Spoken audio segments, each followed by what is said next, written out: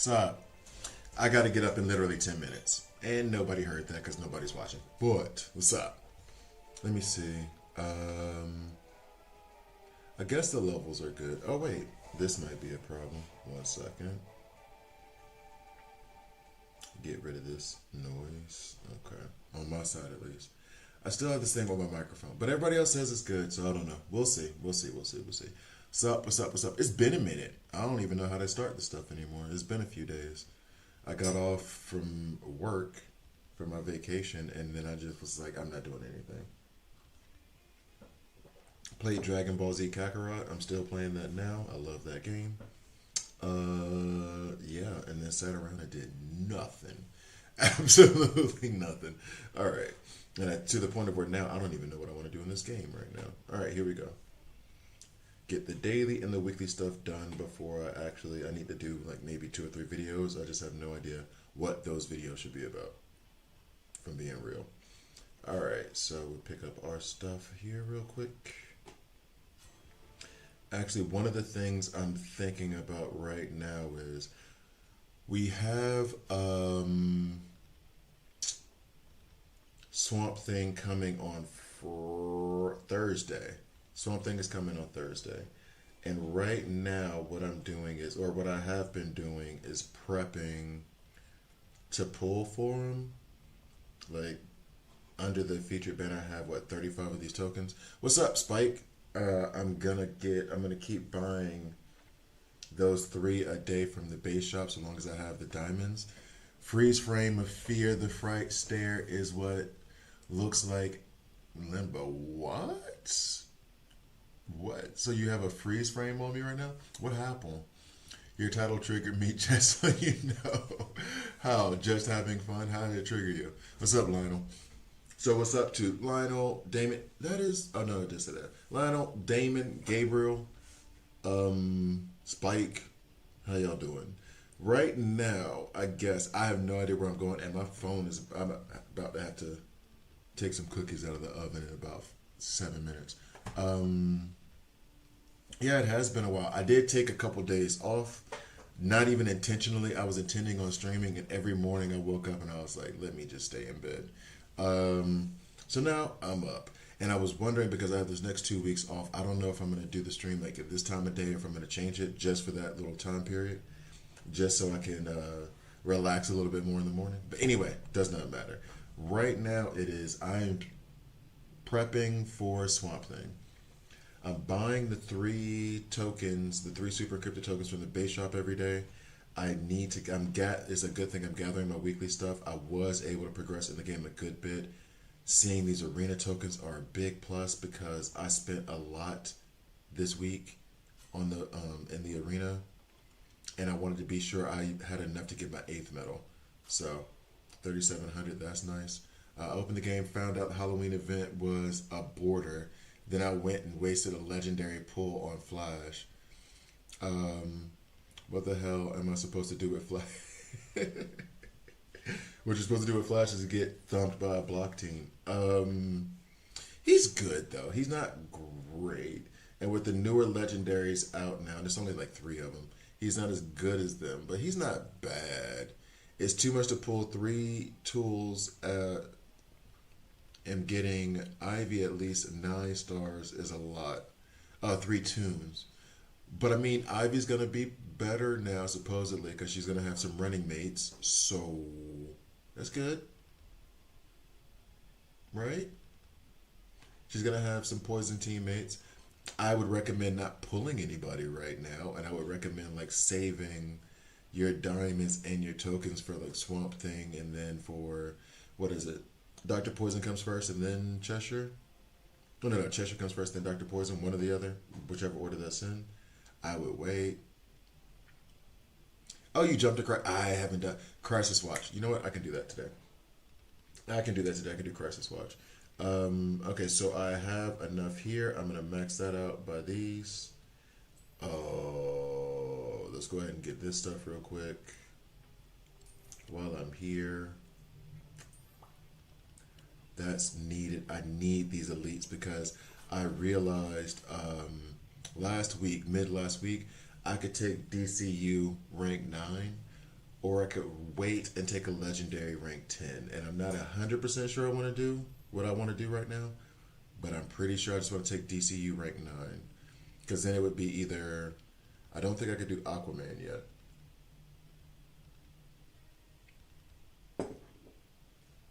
Yeah, I'm saying like I've still been falling asleep later, but usually I get up at like five. Like this morning I did wake up at like 4:30, 5 o'clock. But then like before I was waking up at like 7:38, and I know you guys, some of you will be like, that's early. For me, that's actually late. And I was like, oh, it's too late for me to stream. It's too late for me to do this. So like, ooh, just enough to get the eighth medal. We'll max that out. Cool. Sinestro. I don't have much of a problem farming him here. Secondary to the eighth medal. Um, we'll save Elseworld for now. Elite Arena. Please reset soon. I need all of this. All right, League Shop.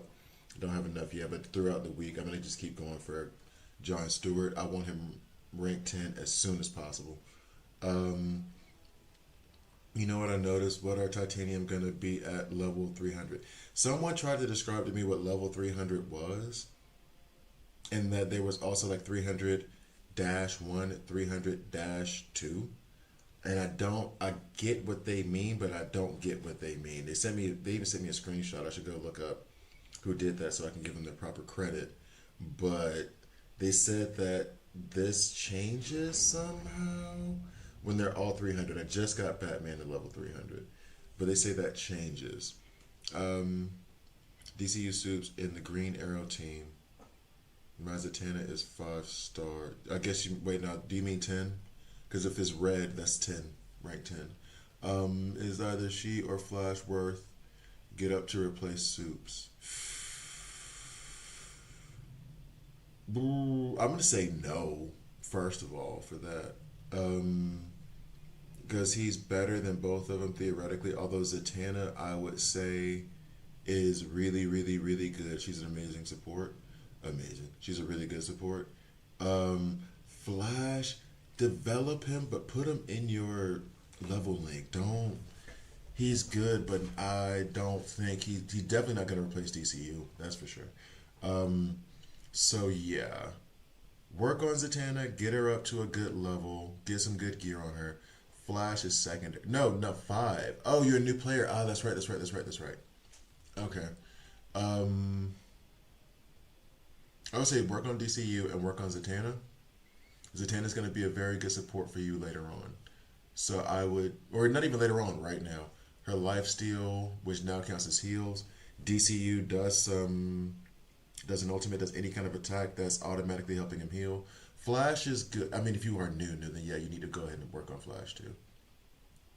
Yeah, because at this point she's rank 5, but you can take Flash up to rank 7 without needing any other Flash shards.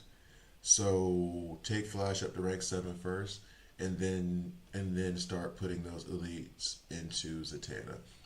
I was hoping the Joker would be the release anytime soon to make a strong poison lineup. I think he's going to be a bleed character, and I think we may see him. I have no information. We may see him December or April Fool's Day, because the timing of this new season for Poison is very. I mean, I'm saying convenient. It's not like a convenient thing, but they've timed it up just right to where it may end at like in November, like end of November, very beginning of December, which puts up a Christmas event, and they could do the Christmas with the Joker theme from the animated series from Batman, or they might just go in a completely different direction and do lanterns. I don't know, but I could see the Joker being like an April Fool's type deal. I have to go out to the streets and beg for blue shards. I'm struggling for. Yo, bruh, when you let me know, send them my way too, because I am sure. I think I have enough blue. I think I'm missing. Well, I wouldn't know. Uh-oh. I'll be right back.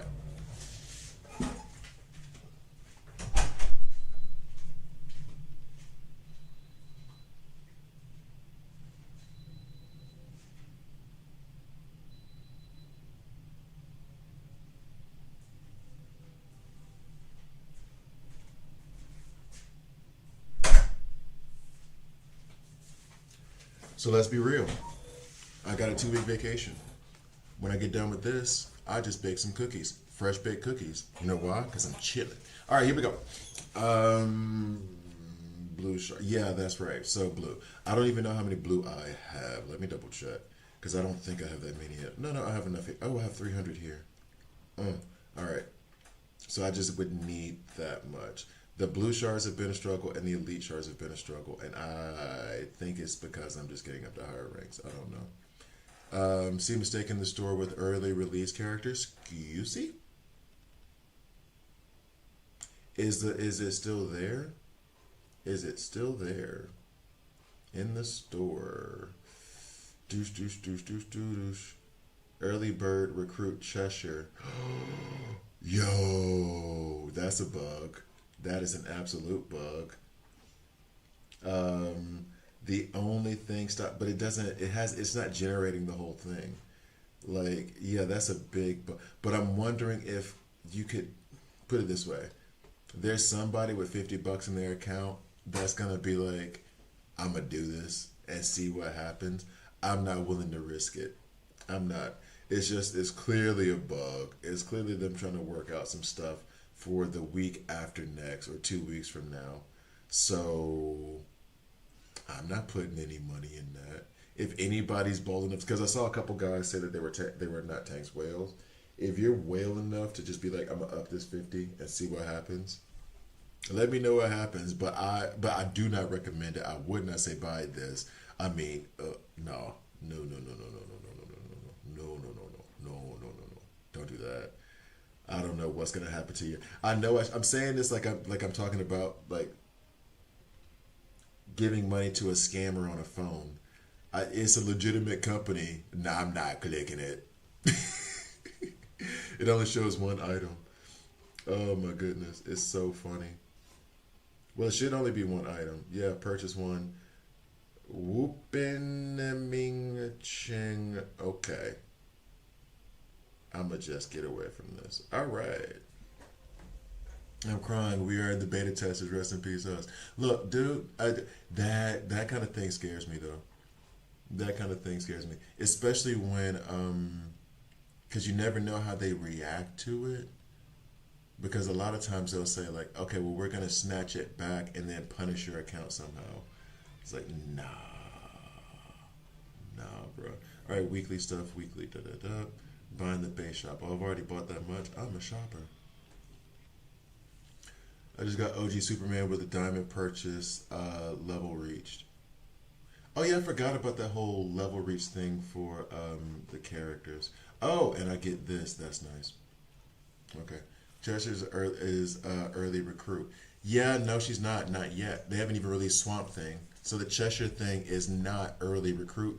Every time there's an early recruit, they put up a banner saying early access recruit. She's not supposed to be released for another like 4 weeks.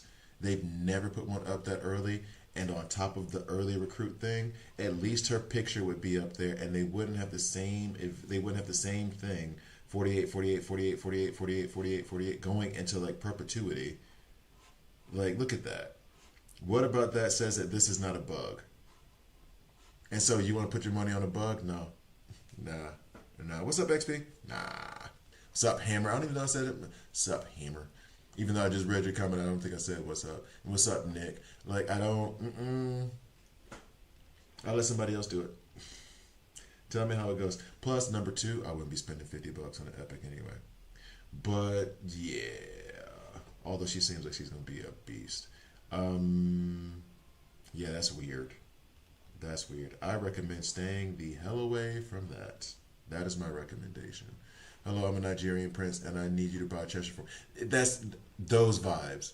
Those vibes. It feels like someone was able to like hack in the game, like backdoor their way through, and just put up that, hoping that a few whales would click on it and they could just take the bag and dip. I'm sure that's not it. I'm sure it's really like they have a bug. They because all the stuff they develop months ahead of time, and then when they're trying to implement it weeks ahead of time, they put it on their like test server, and then just go through the bugs, make sure everything is okay. And they probably just accidentally somebody saved the file in the wrong spot.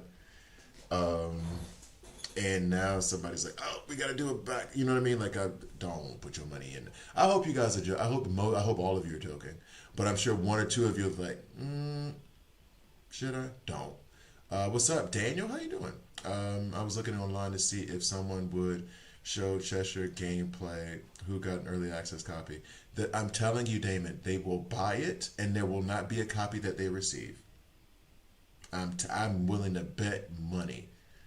That's not early access. There will not be. That is not an early access. That's a bug.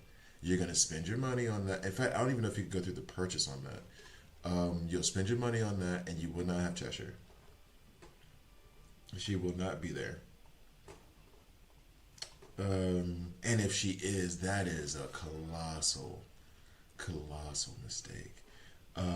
Actually, better yet, instead of just saying that with like such certainty as if I've actually spoken to somebody, I'm gonna check their Discord because there has to be someone who's mentioned it at least. The first thing that comes out of Hammer's mouth as soon as he gets on my channel is like, "Yo, you check this out." So it has to be on DC Worlds Collide. Well, I mean, this is like the community server. So, and I'm not seeing any.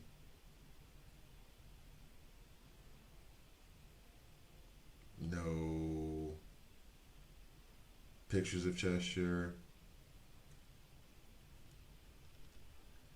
I'm seeing a bat thing. There's an announcement from yesterday at 6. No. And then what's the other one? Yeah, that one, DC Worlds Collide. Bulletin.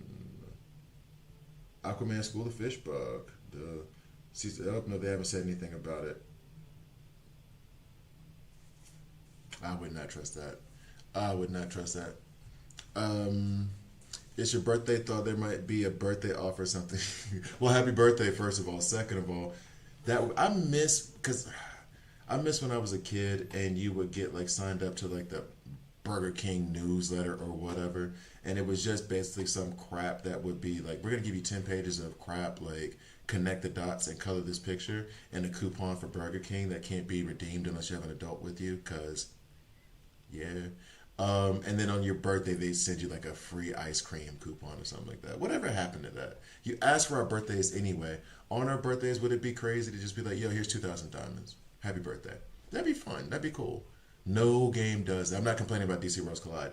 No game does that. Nowhere does that. And it'd be kind of nice to be like, "Yo, it's your birthday. We here at DC Worlds Collide. We here at Marvel Strike Force. We here at blah, blah, blah, blah. Here's 2,000 diamonds, bruh. Go. Have a good time." It's not even that much. It's just like a nice gesture. I don't see companies do that. I'm doing all right. Just saw that you're live and thought I said hi. How's everything with you? I'm good. I'm feeling like I need to recover. Vacation time, so I'm going to chill very, very hard. I'm meeting a friend later today. She and I are going to get, I don't want to say day drunk, but we're going to get a nice little buzz going while her fiance is at work. Oh, and the way I say that, she is like literally a super, super close friend. Like when we graduated together, we both got our masters in psychology. Like her fiance was taking pictures of us like from that. Like he's a cool as hell dude. She is cool as hell. Like close friends, only friends. So when I say like go catch a buzz with her, I mean like really like friends. And we're gonna sit around, chit chat. We're gonna catch a good buzz, and he's gonna come home, and we're gonna be like, you gotta catch up, because you've been at work. Anyway, so that is the plan for today: is to be a completely irresponsible adult. Dennis used to give you a free break. That's what I'm saying, though. And I know they only do it for like kids, like Shoney's. You go in and you can do like a free whatever. But I mean, for adults too, how much would you really lose? And here's the thing, in terms of marketing, if you did do that, I'm more likely to go to your restaurant on days that aren't my birthday because I know that y'all let me get something on my birthday. And just give me a little cake. I ain't even, it's your birthday? Yo, we're going to hook you up. You can have this burger. You got to pay for the fries, though. The fries are $2. All right, cool. I don't care. I got a free burger. And that also means that I'm loyal to you now. It's very easy to get loyalty from people when you offer food. or anything for free on their birthday. What's up, Klein? Anyway, I'm guessing they're going to do freeze. Ah, Daniel, that's a good shout. That's a good idea. You'd be right. Hmm. Not you'd be right, but I mean that's a much better thing than Christmas with the well. I don't know. I love Christmas with the Joker, but no, that would be to put Frost in because they've been talking about Frost coming soon. Frost and Firestorm. So for them to do that over Christmas, not bad. Birthday pancakes IHOP. They do that. We didn't really have IHOP when I was growing up in Auburn. We didn't get it till I got into college. We were a Waffle House community. We were Waffle House. So by the time we got IHOP, at least for me, all the people who were coming to college and like from outside of Auburn, like, oh, there's IHOP, there's IHOP. I'm like, I'm going no damn IHOP. I'm going to Waffle House. But IHOP is better. No, it's not. Don't you dare. I can tell we can't be friends. Don't you dare look in my face and tell me that IHOP is better than Waffle House. I'll fight you. I will fight you. Dennis used to give, free breakfast. What do we know about DCU's releases? I only know about the Green Lantern show. What else is there to hope to come forward to the game? Supergirl is next summer. Somebody released a timeline for that actually. What's coming up next? Supergirl is coming like next June or July or something. And there's something in between the lanterns. I can see the map in my head. I have no idea where it is. Or Waffle House is the most dangerous place in the U.S. Yeah, it's dangerous because everybody goes there. Criminals and the elite alike because it's delicious. It is delicious. And it's like $3. I will say this, Gabriel, and this was something I said to me just talking too much to people, to the guys I was playing basketball with, because they're younger, but it's also that I'm a foreigner, right? So I come from the U.S. They're all, well, not Swiss, but like all from different nations, even though we're in Switzerland. And I was trying to explain to them what Black Friday used to be in the U.S. and how if you want to have any idea back in the like Wild Wild West days of the internet when like anything goes, and that's the way I describe it now, because now everything, like for all the protections and things they put in now and like all the safety measures for kids and even for adults so you can like filter your content and back in the day, the internet was the Wild West. You could click a link and think you're watching a Disney movie and end up with something very graphic that you will need to talk to a therapist about. So back in those days, you could go ahead and get like Black Friday fights where you would see how Black Friday used to be. I don't know if it's still that way in the US, but where people were basically lined up in a line from like 4 a.m. and it was nothing but like havoc and destruction on their mind because they're gonna get that damn TV for $200. Waffle House is very similar because I do. Yeah, you're from. If you go to, you can Google it. Just Google Waffle House fights, and it's not gonna be just the clients. Like the employees need to be able to throw hands too because the people, the clientele in Waffle House, come throwing hands. So there's one in North Carolina that I heard about that they don't even let people in the door anymore. They just say that you can order it like a drive-through or a walk-through, and you walk up and you get your food and you get going. Not much. I have Batman at 180 now. Trying to get Constantine to level 180. Okay, that's not a bad shot at all. Batman is going to pay some dividends, but Constantine is a monster. IHOP is so mid. That is probably the best description because every time I've been to IHOP, it's been like, I mean, this is good. You know what I'm saying? Like that's what I'm saying. Like it literally, I mean, this is good. You know, that's the highest review I've ever given to a Waffle House. Man, I mean, it's good. It's never been like, yo, I need this right now. Whereas with Waffle House, sometimes they must have a chemical in it because sometimes I'm like, no, I need this right now. At least it used to be. Now I'm off of it. I'm over here Napster. Exactly. I thought I was downloading Boondock Saints. My friend told me I need to see that movie. What I ended up downloading was something that I'm ashamed to tell anybody about. And I didn't even do it intentionally, but I feel bad that I even saw it. Black Friday, how about when it used to be first come, first serve? Dude, and I mean, Kazan line wire. I'd rather have the, you know. But here's the thing, and I can't speak on Denny's. I can't because I think legitimately I've never had a meal at Denny's. I don't think I've ever had a meal at Denny's. So I can't speak on it. I'm not gonna say positive or negative. I've had a couple of meals at I because even if I had only one meal at IHOP, I wouldn't speak on it. Because I think I've had like maybe one meal at Denny's, and I'm not gonna judge you based off one if you're kind of chain like that. So I can't speak on Denny's. I can't speak on Denny's. I don't have a Denny. I have a Shoney's. I'm deep in the Shoney's game. I'm deep in IHOP. I'm aware of and have knowledge of IHOP. I'm deep off in these Waffle House streets. Um, yeah. So I don't know. I can't speak on Denny's. Although people talk about the Grand Slam, like I've never had it. I went to Denny's when I was in Orlando at 2 a.m. and it was certainly interesting. uh, I would recommend anywhere in Orlando at 2 a.m. It's going to be really interesting. Oh yeah, Jordan releases back in the days of Black Friday. Sorry, Daniel, I got sidetracked. But same thing with like when the PlayStation 3 was coming out. I've told that story before. But if you were going to go for a Jordan release and or Black Friday, because the Jordan releases were kind of independent of like the Black Friday stuff. Because the Jordan release could have been any time, and it was gonna be a problem.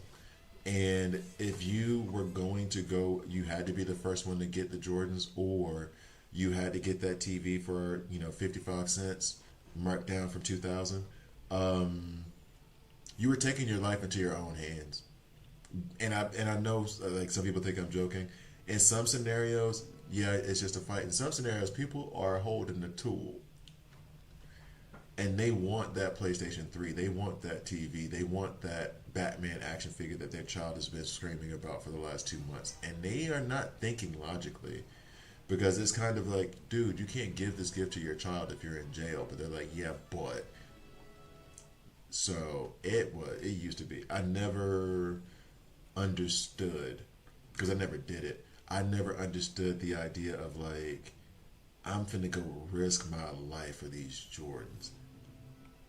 Uh, I, I, I've never been a big shoe guy anyway, but even on stuff that I'm big on, and I'm trying to think of something off the top of my head that I would be like big on, like I'm gonna go, damn, Final Fantasy Rebirth, wasn't it Rebirth or that one? I remember that coming out like right around the pandemic time or whatever. That is something that I would have if it was not available for like direct download on my PlayStation. I could buy it like that, and I had to go to the store to go get that thing. That is something I would have definitely said like I'm gonna wake up at midnight. I'm gonna get there at 1.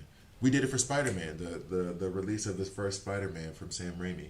I'm gonna get up at midnight. I'm gonna go be at that place at like 1. I'm gonna wear a thick jacket, and I'm gonna sit there for 5 hours so I get my Final Fantasy 7. That would be what I'm kind of willing to do. I honestly, I'm not the guy who has to have it first. I could very easily be like, y'all got it today? No, okay, I'll come back next week. I'm more that person, but if I was gonna do it, it would have been for that Final Fantasy 7 game. If you told me that the Final Fantasy 7 release would have the same type of danger as a Jordan's release, I would not go. I'm not getting shot for no material goods. I'm sorry. I will get shot for my kids and my family. Everything else is optional. Like I'm not and going to go get those Jordans, that is exactly what it was every time. Sadly enough, it's documented. Read newspaper articles from back then. I don't know if is it still like that now though in the US? Like on Jordan releases and stuff like that, where people are legitimately putting themselves in danger to get some Jordans.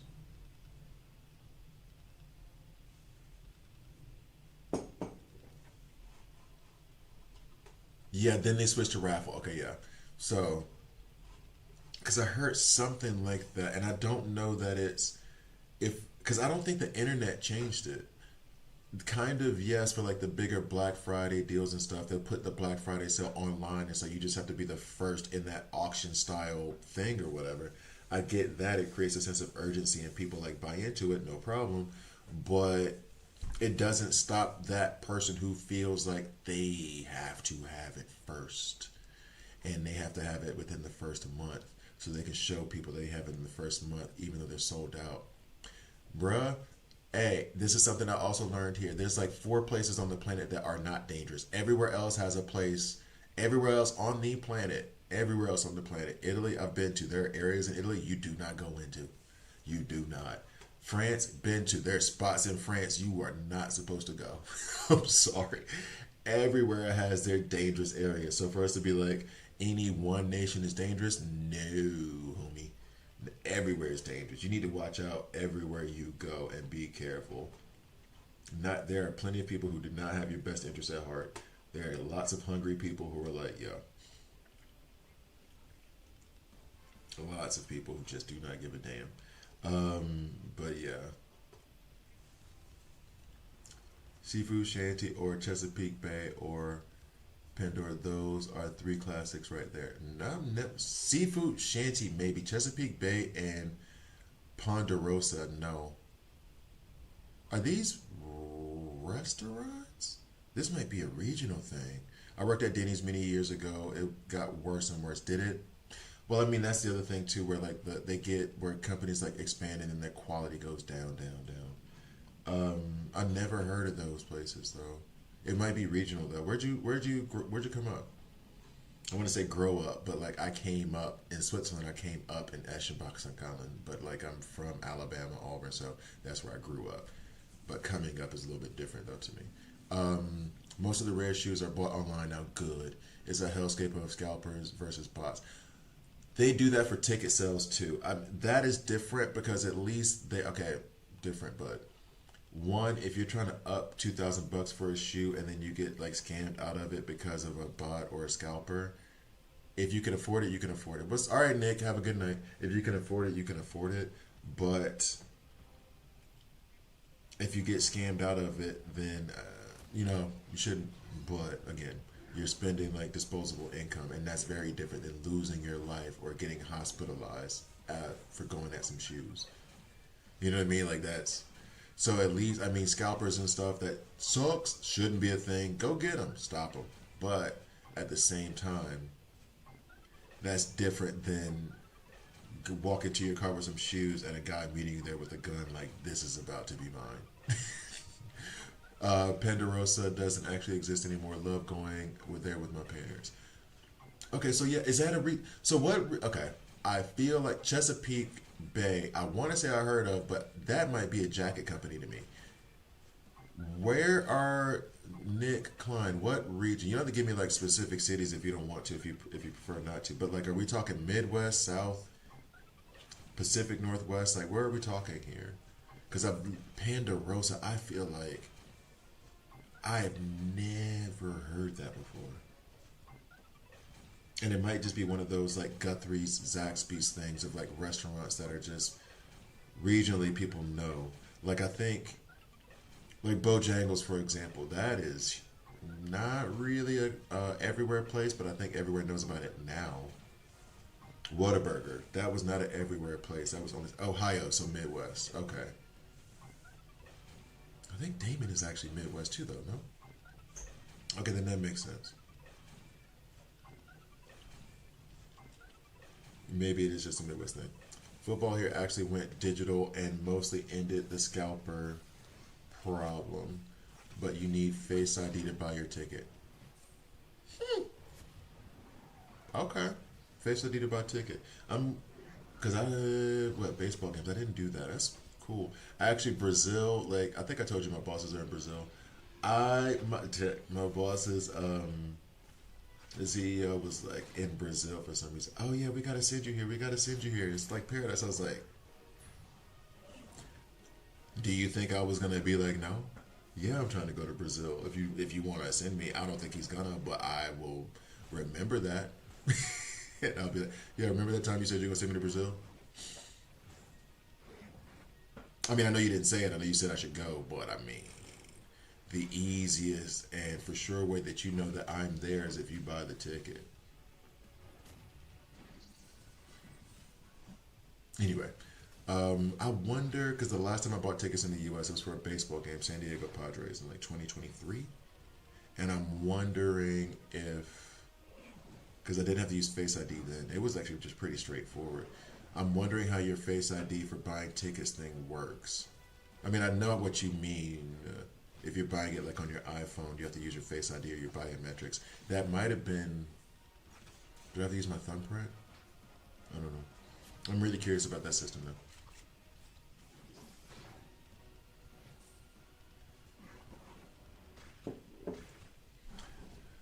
Okay. I think after this we do. Well, actually, I'm going to do developing some characters, and after this we do Crisis Watch. But it is just the Lex Crisis Watch. And every time we get around to them, it's just long enough for me to have forgotten exactly what I was doing. We have Bane. Yeah, there's four of them, so like once a month. Just long enough for me to forget the team that I was using.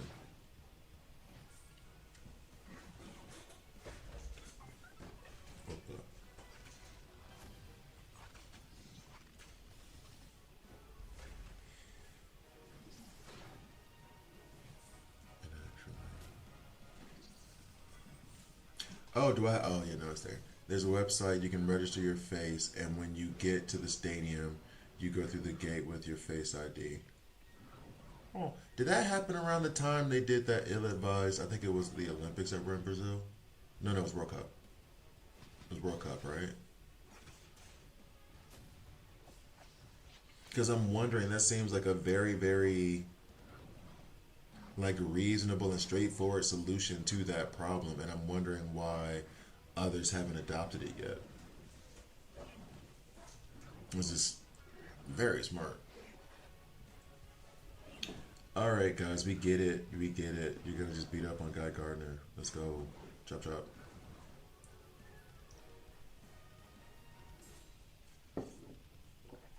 Okay, so let's do Crisis Watch. Oh, and the thing I wanted to do, I'm so close. I'm so close.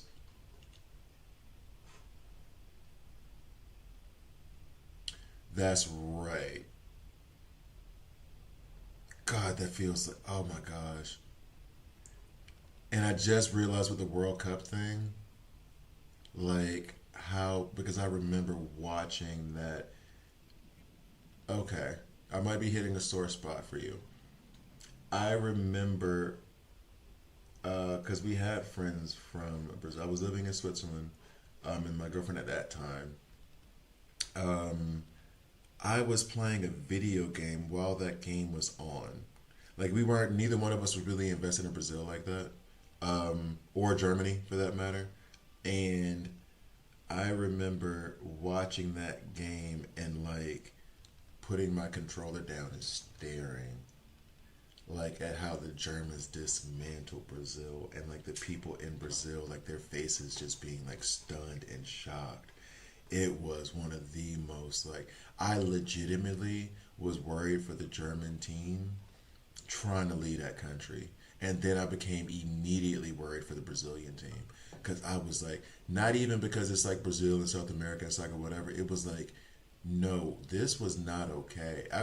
If it had been Team USA in the US, I'd have been worried about Team USA leaving that stadium. You know what I mean? Like that was embarrassing, and it's like you embarrassed us in our home.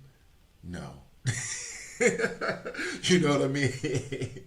It's like if I came in your house and I like literally just like flipped over your table and called your wife all kinds of names out my mouth, and then I think I'm gonna walk out the house okay? You think I'm gonna walk out this house okay? Okay, you thought you were gonna do this and say all this to my wife in front of my kids, and you were gonna walk away and it was all gonna be nice. I was so worried for that whole scenario. It was devastating. Absolutely devastating. It also helps with tracking people down. Don't know if you know this, but the football fan related deaths are completely unheard of in Brazil, and 20 years ago it was almost common. Oh, I didn't know it was like, put it this way. They talk about like the football related deaths in South America, and I'm not to be like diminishing or anything. I did not know how serious that was. If it was like, Oh man, they because Americans do hype things up. Oh man, they crazy. They be killing their football players because of games. And I thought like, okay, did like five dudes get killed by like some crazed fans, and then one like connected guy made a bet, and you know what I mean? Like, was it like a? And I hate that I don't mean to diminish life, but was it like a few people that this happened to, or was it like a legit problem where it's like, yo, this has crime stats on it. You know what I mean? Like I didn't know how serious it went down, and for you to be like it's common, that's crazy. Damn. But now, no. But if that tracks like to protect them, I guess that feels very not Minority Report 1984. Well, not Minority Report too. Not players, fans from one team will fight other fans. Okay. Okay, that makes a lot more sense because that happens. That happened in Alabama all the time. That makes a lot more sense. Okay, I see what you're saying. And so then that cut down on like fans losing their ish after a game and getting into a fight. Grew up in Camden, New Jersey, South Jersey area, so we had those places before they went out of business. Okay, so then you're Northeast, Midwest. All right, so up north with them folks is where you had the Ponderosa and the Chesapeakes. Okay, okay. It is a problem. They schedule fights up until today. That sounds familiar. I never. We're gonna schedule a fight. I'll meet you here so we can fight. Man, get a dude. Go meet somebody. Go meet a person. Get some of this tension out your shoulders. What are you doing? Why are you so mad?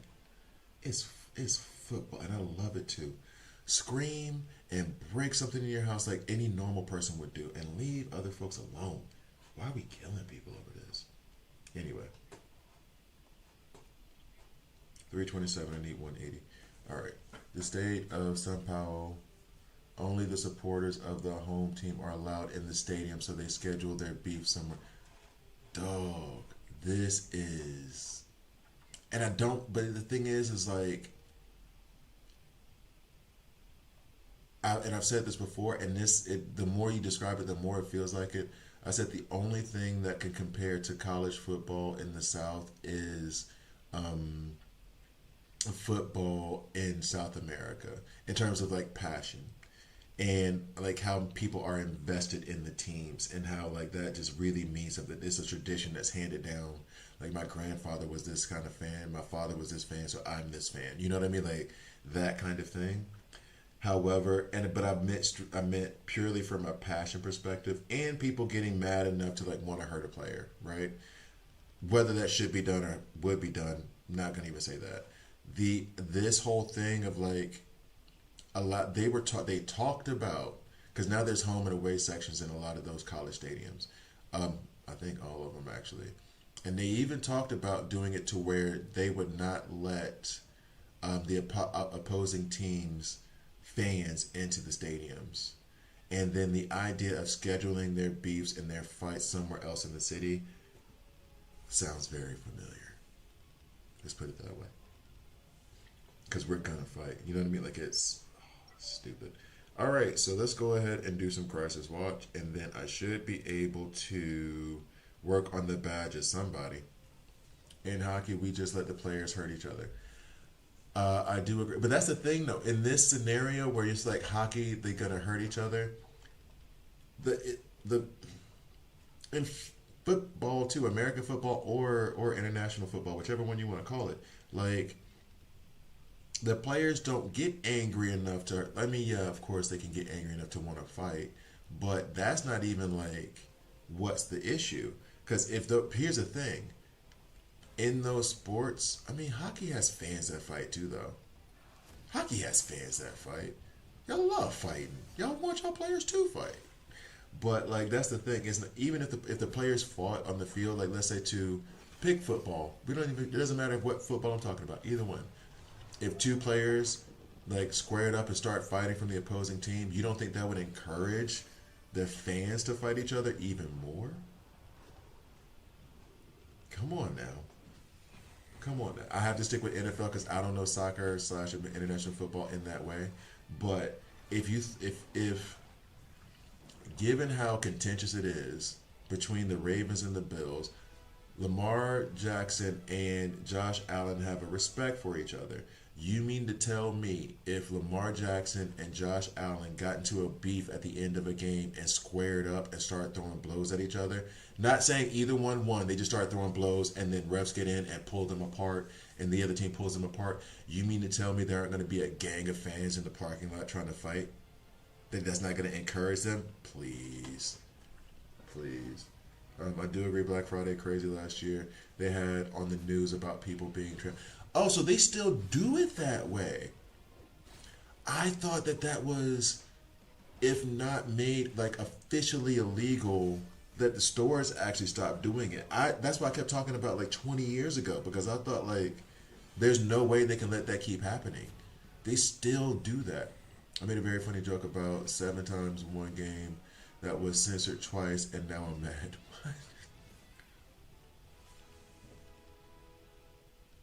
Oh, you mean that you made the joke about the... Okay, got it. And it got censored by YouTube. Okay, I hear what you're saying. I hear what you're saying. It's easy now. You can just purchase the same deals online for Black Friday, but it's all a waste of propaganda gimmicks, you know, the whole time. Yeah, that's what... Okay. Because that's what I was wondering. Like, you can buy it online, right? Why... The people who go there for that, they're looking for that action. It releases the stress. They're looking, yes, I'm saying it releases the stress, but the players are who I'm worried about. Hammer, I'm worried about the fans. But like, if you go to a Black Friday sale to like wait in line to go get your whatever, you looking for that action. Because if you, damn near all of them let you buy it online. And it's they'll say like, okay, there's only 1,000 available, and you got first 2 hours. Okay, fine. What's the difference between that and waiting in line?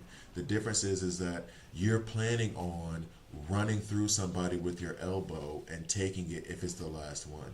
That is a part of your plan, and that just means that entire event needs to not happen. Because if you get 200 people in a store who are willing to start throwing elbows over tickle me elbow,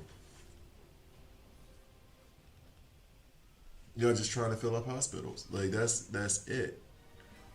That's it. For ice hockey, it does not get as crazy as with soccer though. No? Okay.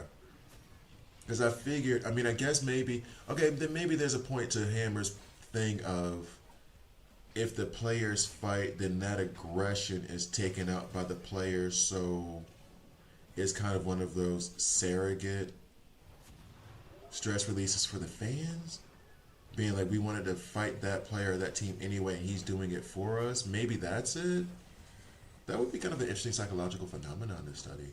Funny enough, speaking from a psychologist's perspective, that'd be an interesting topic to read up on.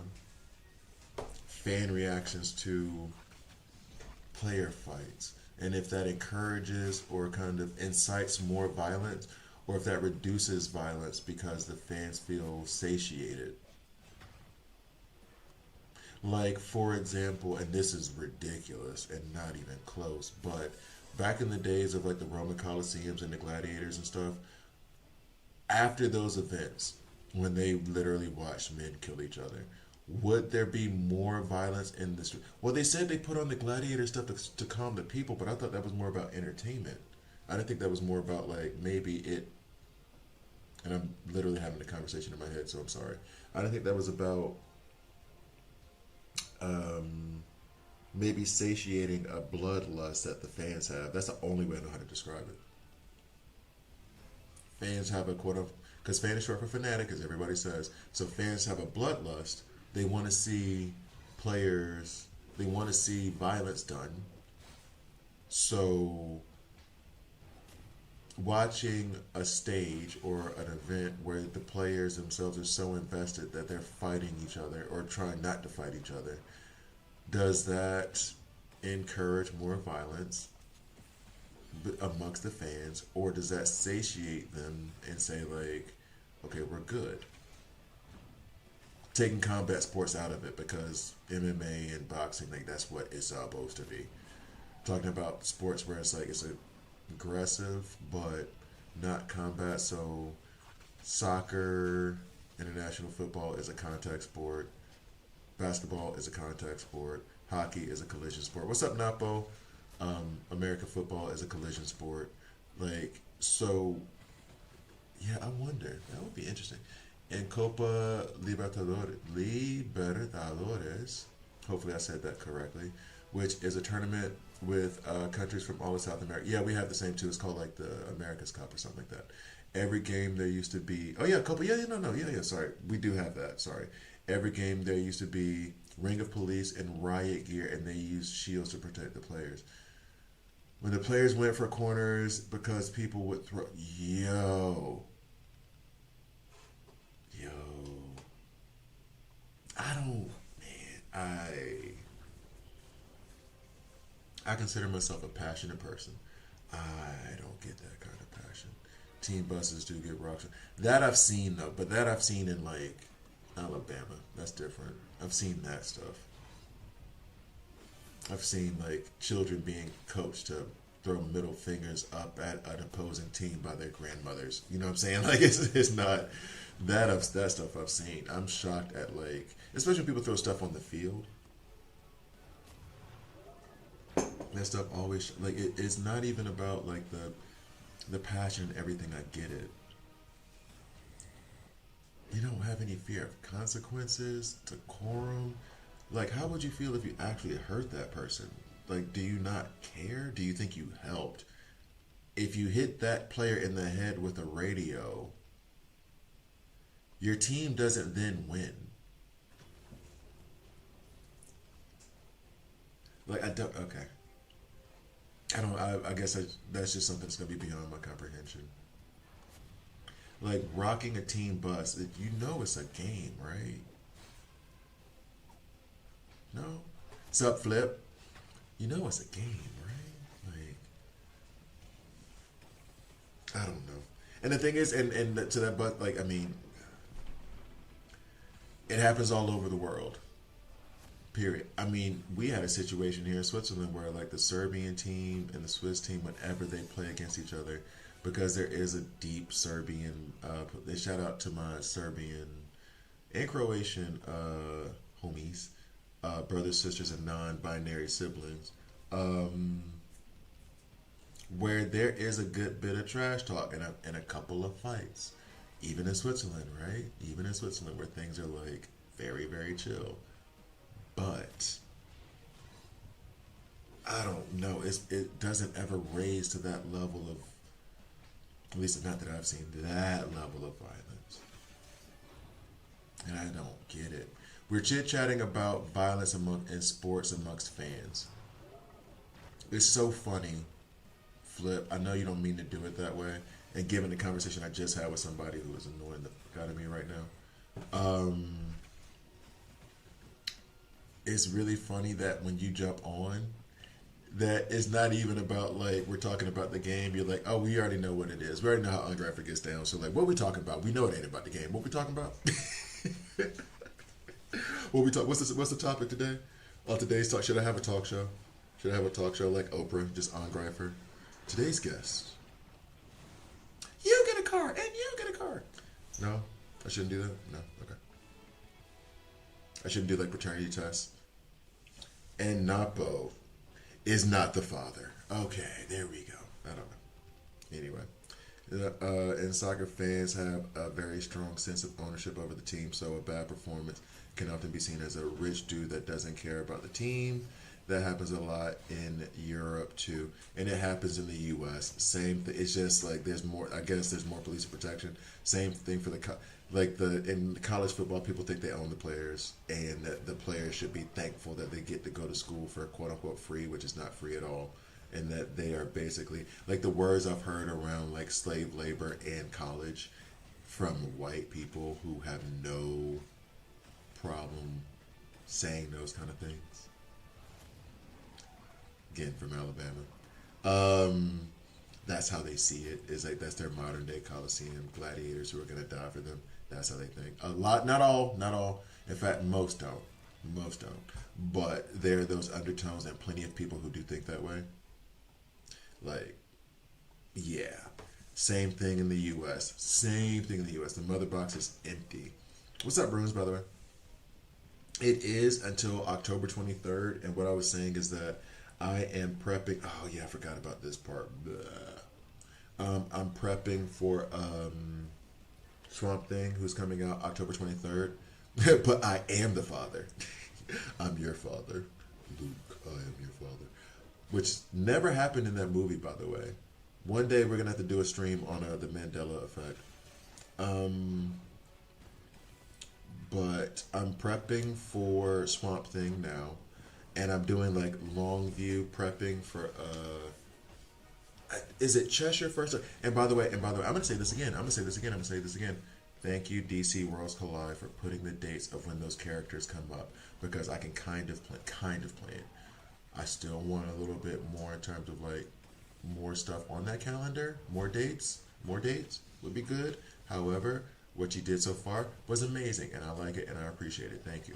And all you did, it was the easiest one in the world. All you did was put like 3 dates on a screen, on a little image, on a graphic, and that made me so happy.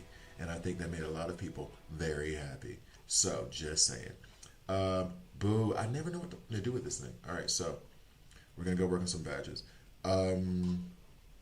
Here, for instance, sometimes a team's training center will get invaded by fans and they will scold, lightly threaten the players to their face. And see, this is a security issue because I promise you,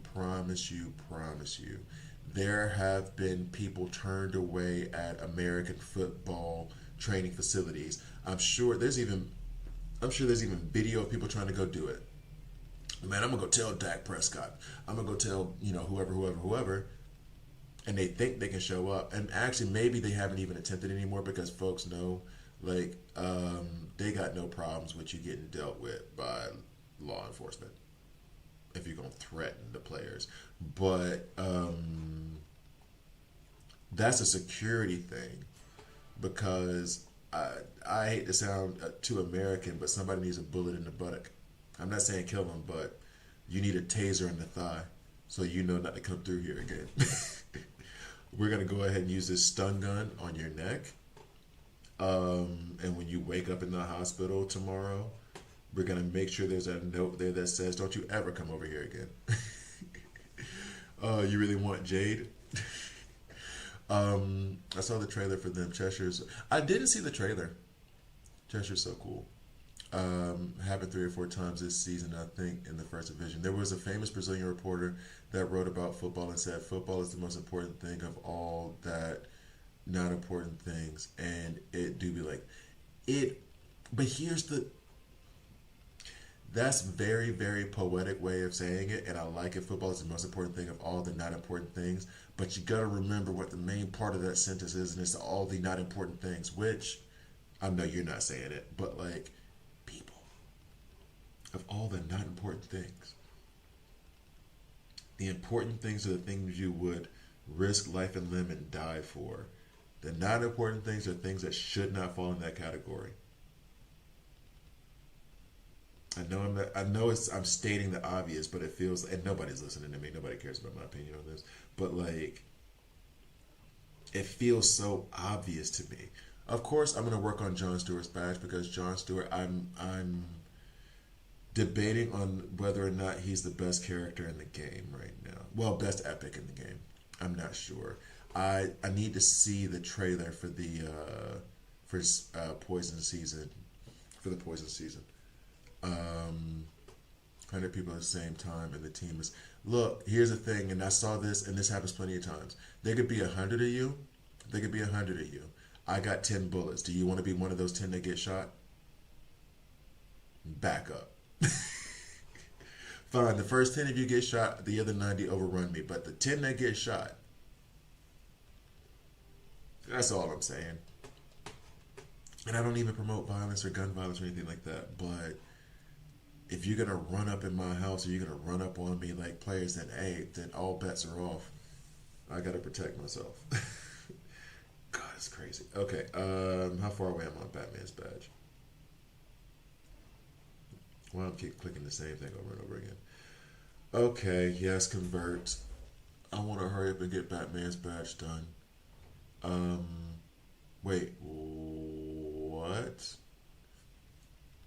No, this is only for this one. I need 50 for here, right? Yeah. You know what? I'm gonna do it anyway. I didn't want to use all of these on that, but fine, so be it. Now I just need to have 40 more of these and I could take it. Oh, I'm loving John Stewart. John Stewart is amazing. I really, really love John Stewart. And I need to, like, he has carried me in so many areas. I need to take him up to rank 10. He is one of those epics, and I shouldn't promote this. I think I did it for Mr. Terrific. I would be willing to use my eighth medal on him. I'm not gonna. I'm about to use it for Superman DCU, but that's how good I think. Like John Stewart is a legendary. Mr. Terrific is a legendary. Judo Master is like Kid Flash, legendary ish vibes. Meaning like these are characters you should want as bad as any legendary. Like save Aquaman maybe and Wonder Woman, who I think Aquaman is the best now maybe, but like save those like top two or three legendaries. These epics you should want as much as those other legendaries. They're just good, and he might be. It's hard for me to say that he's better than Mr. Terrific because Mr. Terrific is amazing, but damn if he's not good. Um, just got Wonder Woman and Raven to rank 10. Wonder Woman rank 10, I need that. I do need Wonder Woman rank 10. She's in the shop this week. Whoa. Wonder Woman is in the shop this week?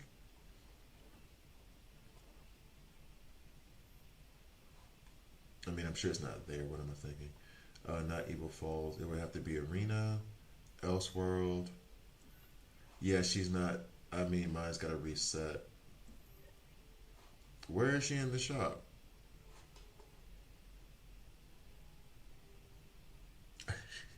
Oh, I 7 that was the worst thing that country's ever done. I think I know what your joke might have been. Anyway, John. Oh, he's in the shop this week. Sorry, my guy. Sorry, sorry, sorry. I thought you said she. Where is he in the shop? I don't see him in the shop. I see him here in the league shop, but that's because I'm using the selector on him. But the other things, no. And actually, that was one thing I needed to do too. I wanted to clear. You got it in through YouTube. I guess because they feel like it's too political, and so they're trying to keep that stuff out there. I don't know.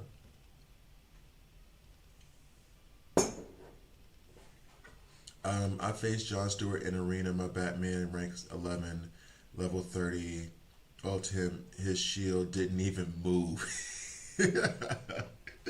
He is such a beast. I would like to know what rank that John Stewart was that you faced was.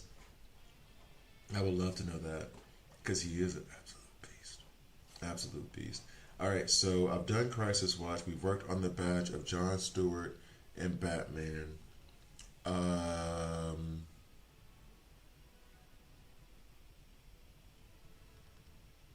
I'm debating right now if I should take all those quote unquote extra steps to get enough of the elite shards to take Superman DCU up to rank 9. Um, I need 170 plus 180. I've already done Elseworld, so I got those 15 there. Check. War doesn't provide that. Team Ups doesn't provide that. Crisis Watch, why are you still showing me that dot? Convergence, Evil Falls. So even if I did do this from like Elseworld and Elite and Arena, which I don't have any Arena credits anyway, I still would only be able to get like 40. If I go to the base shop and spend these diamonds, oh, I need to buy these anyway. Actually, I always buy the first level. The other levels, not so much. Yeah. Okay, and then oh yeah, and that's right. I forgot that I could do this off cash. Okay, so much better situation. And I got everything that I typically get, right? Yeah. Okay, cool. I'm gonna have to worry about this. Actually, I don't think I have to worry about this so long as I do more team ups. Because right now for the artifacts, um, I do have one of these saved so I could pull one, and then I need 10 more, and I'll have the golden orb. By the time they release that legendary artifact, I should have pulled 10 of these by now. Speaking of which, let's go ahead and go to team ups and try to get another one of those tokens. We'll do Sinestro right fast.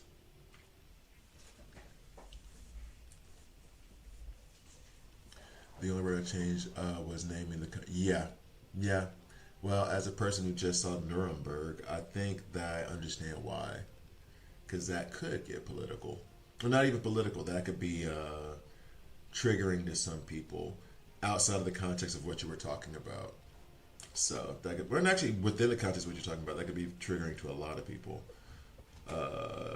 Yeah. Funny enough, my girlfriend at the time when that happened in Brazil was Jewish. They're the reason why I won't buy Mercedes cars. Anyway, we're not going down that path. We can stop that conversation now. My apologies. We're not going down that path at all. So, who? Actually, this is probably better for Sinestro.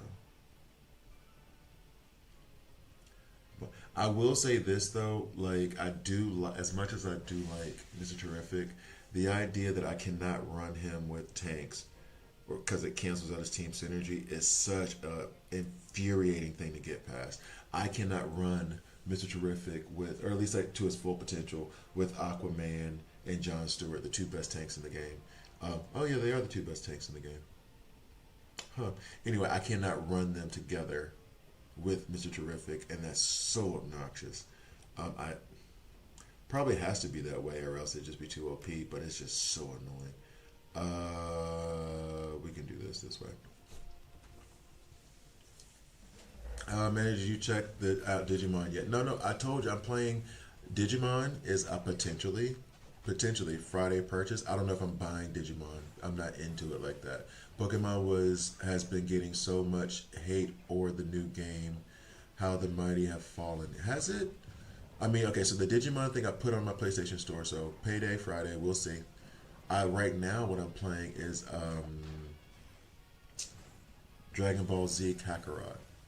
That game is fun, and it makes me want to play because I bought Dragon Ball Z Xenoverse 2 years ago, and I never played it. And I was watching this review of a guy talking about Dragon Ball Z Kakarot, and then he also described that versus Xenoverse 2. And it makes me want to play Xenoverse 2, but after I get done with Dragon Ball Z. And right now, what's going to happen today is, well, when I get back home, playing the Kakarot, tomorrow playing the Kakarot. I really, really like that game. I like the game a lot.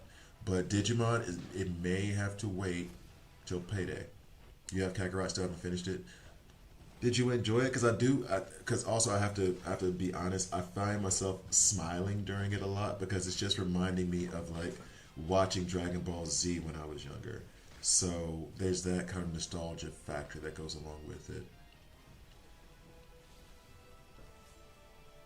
Yeah, it would be too OP if you could run John Stewart and Aquaman and Mr. Terrific fully optimized and whoever. You're right, it would be too OP, but I want it. But you're absolutely right. You couldn't do that. That would just be too. That'd be too like you have that limitation in the game. It'd be too much. So we got that. So we got another ticket here. I'm going to have to wait for somebody else to do that with. And I kind of want to wait to let this charge up so I could do this advanced simulation as opposed to the beginner simulation. All right. Should I pick you guys up? How much is this? 8 hours worth. Woo-hoo. And then next in here, let's go ahead and get these out. Bet. Rare. One more week, my Judo Master is rank 10. Judo Master rank 10 is fun. He hits like a truck. He is amazing. I need Metabots to come back. I remember Metabots. They did a very good Metabots. They did a very good like Game Boy Advance game on Metabots, and I wish they had developed it like slightly more. It was so much fun. Metabots. Oh god, that's a throwback. You reached deep into the bag for that one. Jeez. All right, so how many do I need now for the elite? Let's go back to you. Let's go grab you. And you know what? Let's go to security plan real quick. I am nowhere near pulling something that's going to give me, well, I mean this. It's going to give me a bunch of elite, right? We're going to finish this up. We always finish this up early. Let's get these things real fast. That's diamonds, and then this is just tokens. Okay.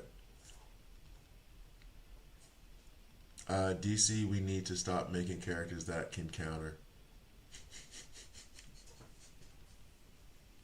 No, we don't. I love counter characters. I remember, or not remember, last night I was playing a match, and it was just Jon Stewart and Ocean. It was an arena match, and it was Jon Stewart and Ocean Master. And I put it down and let it play because I went to go get something, and I wanted to see how the team goes. I'm not just skipping forward. I want to see how it developed. By the time I came back, they were still on turn one, and Jon Stewart and Ocean Master were just letting loose. Because that's the other thing too. The turns don't move while they're doing their counters, so you get so much extra damage in for that. And they were just having a ball, and it was still turn one, and I was like, yeah, this is what's up. Like I absolutely love running them in arena. It is so much fun. It is totally gratuitous and unnecessary, but so necessary. I'll probably lose this match as I'm talking all this trash. I need to go to sleep. I'm having classes for my master's. Oh, congratulations! Congratulations on the masters. Get your sleep. Get that rest in. Be ready for your studies tomorrow. So yeah, let me do this. So they have Ocean Master Nightwing. I have Nightwing, Ocean Master Aquaman. This does not feel like a fair fight. Um, I say that and I'm gonna lose. That's just always the funny part to me. I talk all this trash and then I lose. And yes, I do have Kid Flash going first because I want him to go more often, not necessarily first. But it's just a counter fest. All it is like every time you do one move towards me, it's gonna be Ocean Master and Jon Stewart taking care of business. It's so much fun. So yeah, the Kid Flash thing, like I said before, is more about him going more often, not about him going first.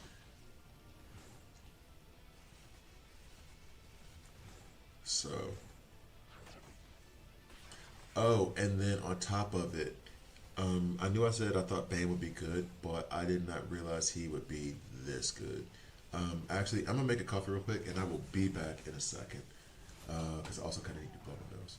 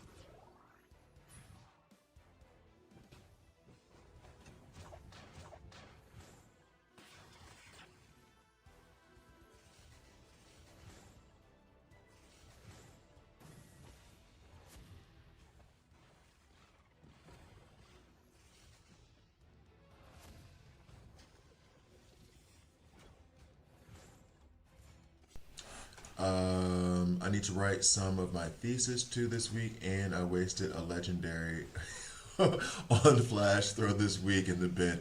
It's fine. It's fine. Yeah, that master thesis though. I didn't have a thesis this time though. I had to do a literature review for my second. I say this time, Jesus. Yeah, for my second. So my first master's, it was a thesis. The second one, it was literature review that I considered to be the thesis, but we didn't have to defend it. So I didn't have to defend my first thesis either, actually. But for my next masters, we will see. I'm trying to determine which masters I'm going to go for next. It's funny with all the Dragon Ball Z talk. I actually have the Dragon Ball theme song, one of my ringtones.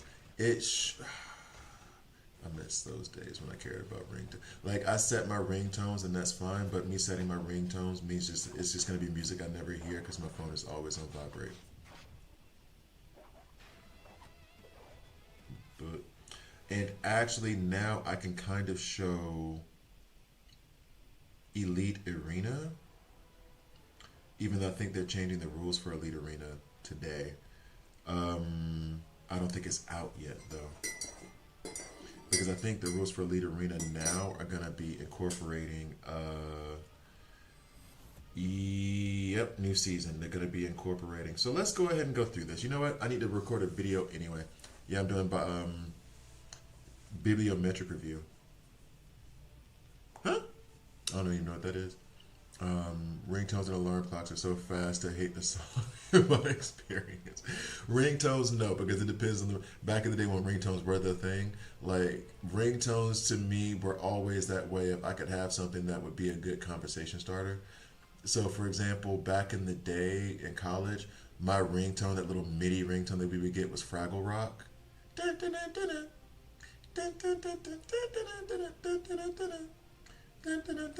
Like that, when it would go off at a party, funny enough, you're thinking like that's not whatever.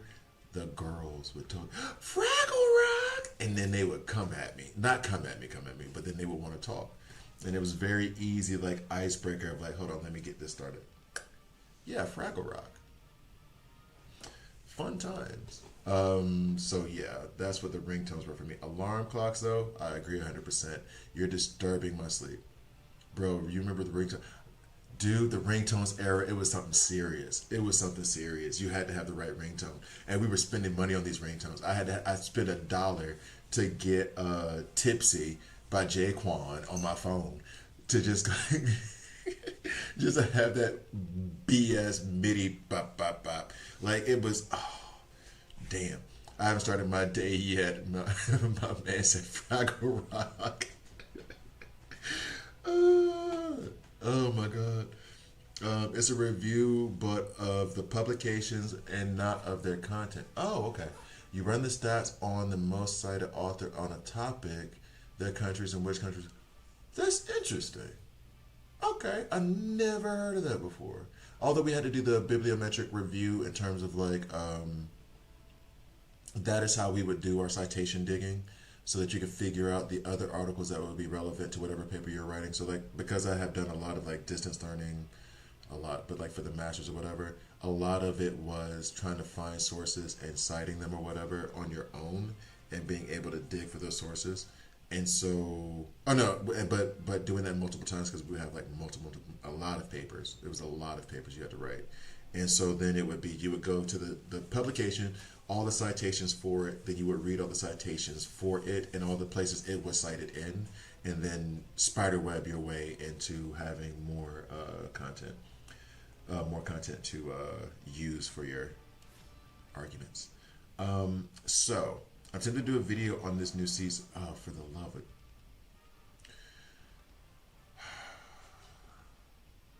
I always forget that you have to deal with these things first. I wanted to show you Bane. Maybe I need to do this first and get like to a level of where I'll have a good team to face. And then, yep, that's what I'm gonna do. So forgive. I'm actually gonna do this content really quickly until I can get to a decent team. And then I will start recording the defense of that. Or as a matter of fact, let's do that reverse order. So I'm going to read these topics very fast. Attack team order unlocked. You can now adjust the order of your attacking teams before the battle. But that was okay, whatever. I guess it's okay, whatever. We'll do that now. I'm gonna do this a couple. I know. I've been playing the game for whatever. Though. Whatever data you want to analyze about the publication on a certain topic. Well, no, yeah, okay, that was a continuation of the thing. Okay, the dollar ringtones. I remember, of course. Like, bruh, the what was the other one? Da, da, da, da, da. Meet me in the A. Young Jock is going down. That one is going down. Bruh, T-Mobile was in our pockets for them ringtones. You just reminded me I had a Brazilian funk on my phone just so that the girls at the school would want my phone to have something to dance to. Spotify ruined the game. Apparently, that explains a lot. No, well, here's the thing. Spotify didn't necessarily ruin the game per se, because Spotify has done something now. Okay. Spotify has done something now to where you can run game with Spotify.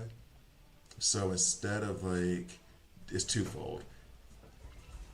One, and I haven't done my playlist for this month. I think I'm gonna do a playlist for November and a playlist for Christmas for those Discord exclusives for folks on my Discord. But one way is, and this is the first way, I'm hanging out with the homegirls, just chilling, whatever, and it's like, all right, let me put on the Spotify playlist. I have several Spotify playlists that are designed depending on the mood.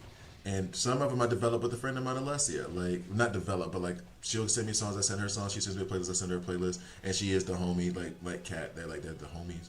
And so it's one of those, like, we would say, because we both love, like, doing music like that, lean with it, rock with it, lean with it. Rock. Yeah, don't, hey.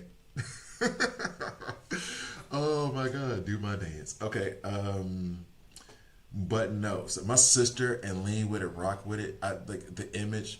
I love my sister. I miss my sister. The image, my sister loved that damn song, and I can just see her dancing to that song all the damn time. All the time. She'll probably still do it now. She'll probably still do it now. And that's how I know we're old. Remember you used to dance like that? No. So the playlist, it would be, we had one playlist, and I think this was a challenge that we would give each other a challenge because we used to work in the same company. Gets boring, so we give each other a challenge like, okay, so 10 songs, 12 songs playlist of songs that you're gonna slide to. Meaning, like, you're in the club, you're in a bar, and this song is like a representation of like this person's about to slide to the crib with you, right? And then there was a playlist of like morning after songs where it's like this person slid with you, they actually stayed the night, and now the morning after songs, if something's about to go down, then and we would just have different playlists like that. You can build like some of those Spotify playlists, put like a good 50 songs on them, and then somebody says, oh, let me put on this playlist, and it has to be right though. It has to be right. Second thing is talking to a person in a flirtatious dating stage. There's a person I'm thinking of specifically. This is the team I would like to go up against for real, for real. I wish I could pause it somehow. I think I'll pause it when I get to it. I always want the Ocean Master team to go here, there. Oh, you are gonna get wrecked right here. Oh, and it's too late for me to change it. Okay, so let me see if I can pause, and then I'll start recording. Wait. I can't pause. I can't pause. Let me do this. Okay. And then when I come back, it should be paused. Bet. Okay. All right, so try to do a recording really fast. Why is this thing off? What are we doing, people? What are we? But then also, like, because this takes me back in the day of when you're making a mix CD for somebody / you're making a mixtape for a person, you can do a Spotify list and be like, let me do this, about 12 songs. All right, slide. Let's go and put that on over there. Okay, let's slide that on over there. Or it, like again, if you at the spot, someone's coming to your spot, you gotta have the right music on, right? So like Spotify, it ruined the. To be fair to you, it ruined the I am at the party. I'm not being necessarily noticed. I'm not being noticed per se, but you know, I'm talking to folks. Next thing you know, mentirosa, mentirosa, da de huevo, and you're like, ah, see, I'm the one with that phone. That's coming on about. So you're right. Then it turns the attention to you. So you're right. It does capture. Move B, get out the way would be hilarious. Morning after song. The playlist. Why are you still here? Actually, I'm gonna send that to my friend Alessia. Let me remember to put that. I'm gonna send it to Alessia. We haven't done a playlist in a minute, so I'm like, our next playlist is like, "Why are you still here?" playlist. Why are you still here? Bet that's the next playlist I need to work on. Okay, that's the next one. Okay, so I'm gonna try to record a video. However, I don't know why my window capture is weird right now. Maybe if I do this, I can fix it without having to readjust OBS. Nope. Gotta still adjust OBS. Alright, that's fine. We slide. Nope. Let's see, can I slide you like this? Of course not, because that would just be too easy. Alright, there we go. Transition. Alright, so. Start recording. We're about to do a YouTube video on Elite Arena. I'm going to go over the teams I have right now, how they're working against this team right now, these teams right now, and then I'm going to set my defenses based on the new rules. So, let's see. Start recording. All right, coming in 3, 2. Okay, so it looks weird because it's a new season of Elite Arena. And I don't know if you're like mid-game or higher up, you always end up with those like really stupid bot teams that are like maybe 10% of your power level and it does nothing. You're just scooting through them real fast. Fine. I finally ran up on a team that has like a representative power level. So I wanted to stop it so I could explain what the Elite Arena teams I have are now. Then I'm going to read the rules for the new arena, the Elite Arena, and then adjust my teams accordingly. Let's get to the video. All right, so there's that, and then we'll come in. Get out the way. Yeah, I'm trying to. Yeah, that's the yeah. I'm thinking of songs already in my head where it's smoother R&B songs that are basically like you knew what it was when we got here. Anyway, so coming back in. What's that bar? Coming back in 3, 2. Hi guys, I'm Gravy here, and this is a DC World Spotlight video. In this video, we're going over Elite Arena. I'm gonna press continue on this.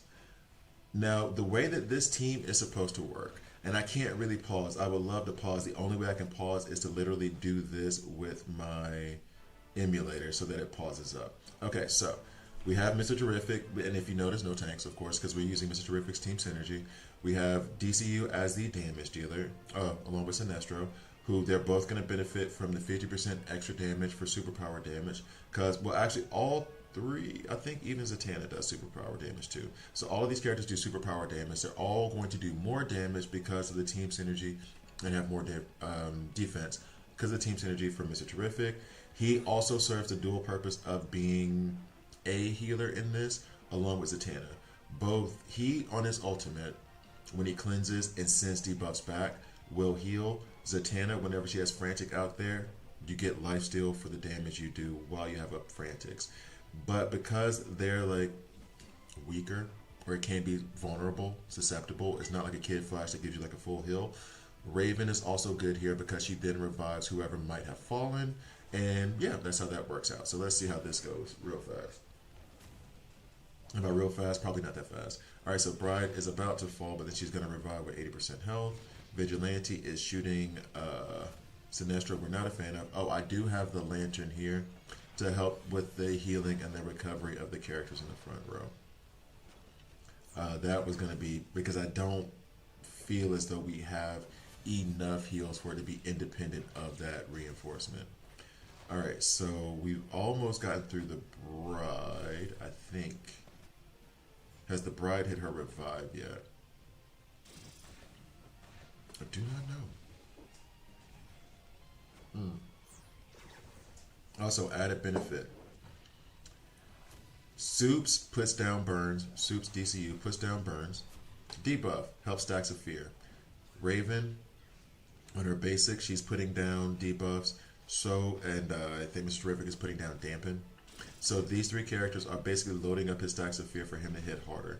We've already gotten, I don't remember who that was. Bye-bye. Gone. Lex is going to be next. Is he stunned? Oh, yeah, he did get stunned. Okay, bye. And then we should be good from here on out. So I'm guessing they were using the Judo Master Team synergy here, which might not have made a lot of sense. Well, no, I guess Lex was there to provide some sustainability. Okay, so we're going to go ahead and skip past this because I'm pretty sure we won. All right. Next up is, be ready to hate me. Okay. Oh, no. Continue. All right, so be ready to hate me. So we have John Stewart here, counter, and I'm having a hard time saying that he's not the best epic in the game right now. Top two, maybe three. In that top three, Kid Flash. Kid Flash does provide the heals for this entire team. This is my block team where you're going to have Nightwing taking damage. Ocean Master will then retaliate based off of that. John Stewart, when allies take damage, he retaliates. It's very funny when these two are just popping up together. Now, all that being said, as Nightwing takes damage, as either of them take damage actually, and block, Ocean Master gets 1% heal. That 1% heal is going to help load up Bane so that he gets to his 30 stacks much faster, so then he can start stunning the enemy team. As they stun, they're going to be hitting less, so yeah, you're going to get less action out of Ocean Master and out of John Stewart in terms of counters, but we're okay with that, because a couple of them still will, and we'll still be able to do some damage. Kid Flash also on his team synergy, that's the one I'm going with now instead of Ocean Masters. When you get around each ally, when they get to their turn, they heal a little bit. This helps load up Bane some more. Also cleanses silence. So that's how this is going to work. That versus an Aquaman team, which when they get low on health, this could be a problem. Aquaman himself. Ocean Master retaliating just like we have over here, just won't be as much retaliation as we have with John Stewart and Ocean Master. Deathstroke, I think Deathstroke is dealt with. I'm not sure. Well, I'm thinking about my Deathstroke. Theirs might be built different. So we'll see. Right now, kind of in danger because we did not need Kid Flash to get stunned right there. This is not okay for us. But hopefully, coming around soon, we'll be able to get some heals up. I will say the thing I worry about most over there is the not the Ocean Master, the Aquaman, because of the shields that he's going to put up once we start whittling their health down. The plus side to that is they don't have a lot of heals on that side. So even if they're up, they will heal a little bit, get some recuperate, but then, what's up, Voodoo Man? But then they won't be able to heal themselves fully. So, hopefully. As you can see right now, by the way, turn 2, we're already up to 19 stacks for Bane. So, hopefully, you guys decide to hit Nightwing a few more times. Block, cool. 2 times healing, 22. Yeah, keep hitting him. Keep hitting Nightwing. 27. Keep hitting Nightwing, please. We do appreciate that. We do appreciate that. And there goes Deathstroke. And now Bane is ready to just go nuts. He does not need ultimate points. He's just going to stun and stun and stun over and over and over again. Would like for there to have been more stun there. That would have been great. But that is the idea here. Weakness in sight just off by John Stewart, and he resets up his gun. At 0 cost. Oh, they almost took out Bane, and he did take out Kid Flash. That Wonder Woman is our problem. That Wonder Woman is a problem. Can you please stun that Wonder Woman? Thank you. That's nice. My Bane is gone. I think we've lost this one. Oh no. Oh no. Aquaman, you suck. Okay, so we lost that one. And then next, the way this is constructed, I'm even going to pause it. I think you guys have seen this trio that I've done where it is Constantine is going to make Bride hurt herself, which then while Bride is hurting herself, while Bride is hurting herself, she's handing out hard hit, um, which is then going to help set up Wonder Woman and Batman to do some serious damage. We're using Aquaman here to protect us for situations like what's happening right now, to hopefully get School of Fish up on us before we get like too low on damage. Thank you for taking care of the Bride there, taking care of yourself. We appreciate that. So now that whole ultimate from Superman DCU was wasted. That's nice. We're going to have another ultimate go off from the Bride. I do not... Well, it should take out Mr. Terrific because Batman should go at... Oh no, Batman went out with Zatanna. That's funny.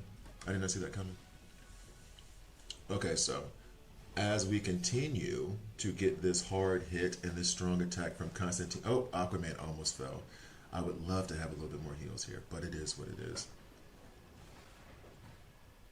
Okay, so Bridezilla comes back. Ooh, Wonder Woman falls. I still have some confidence in this, even though we are in a terrible way. I should have no confidence whatsoever.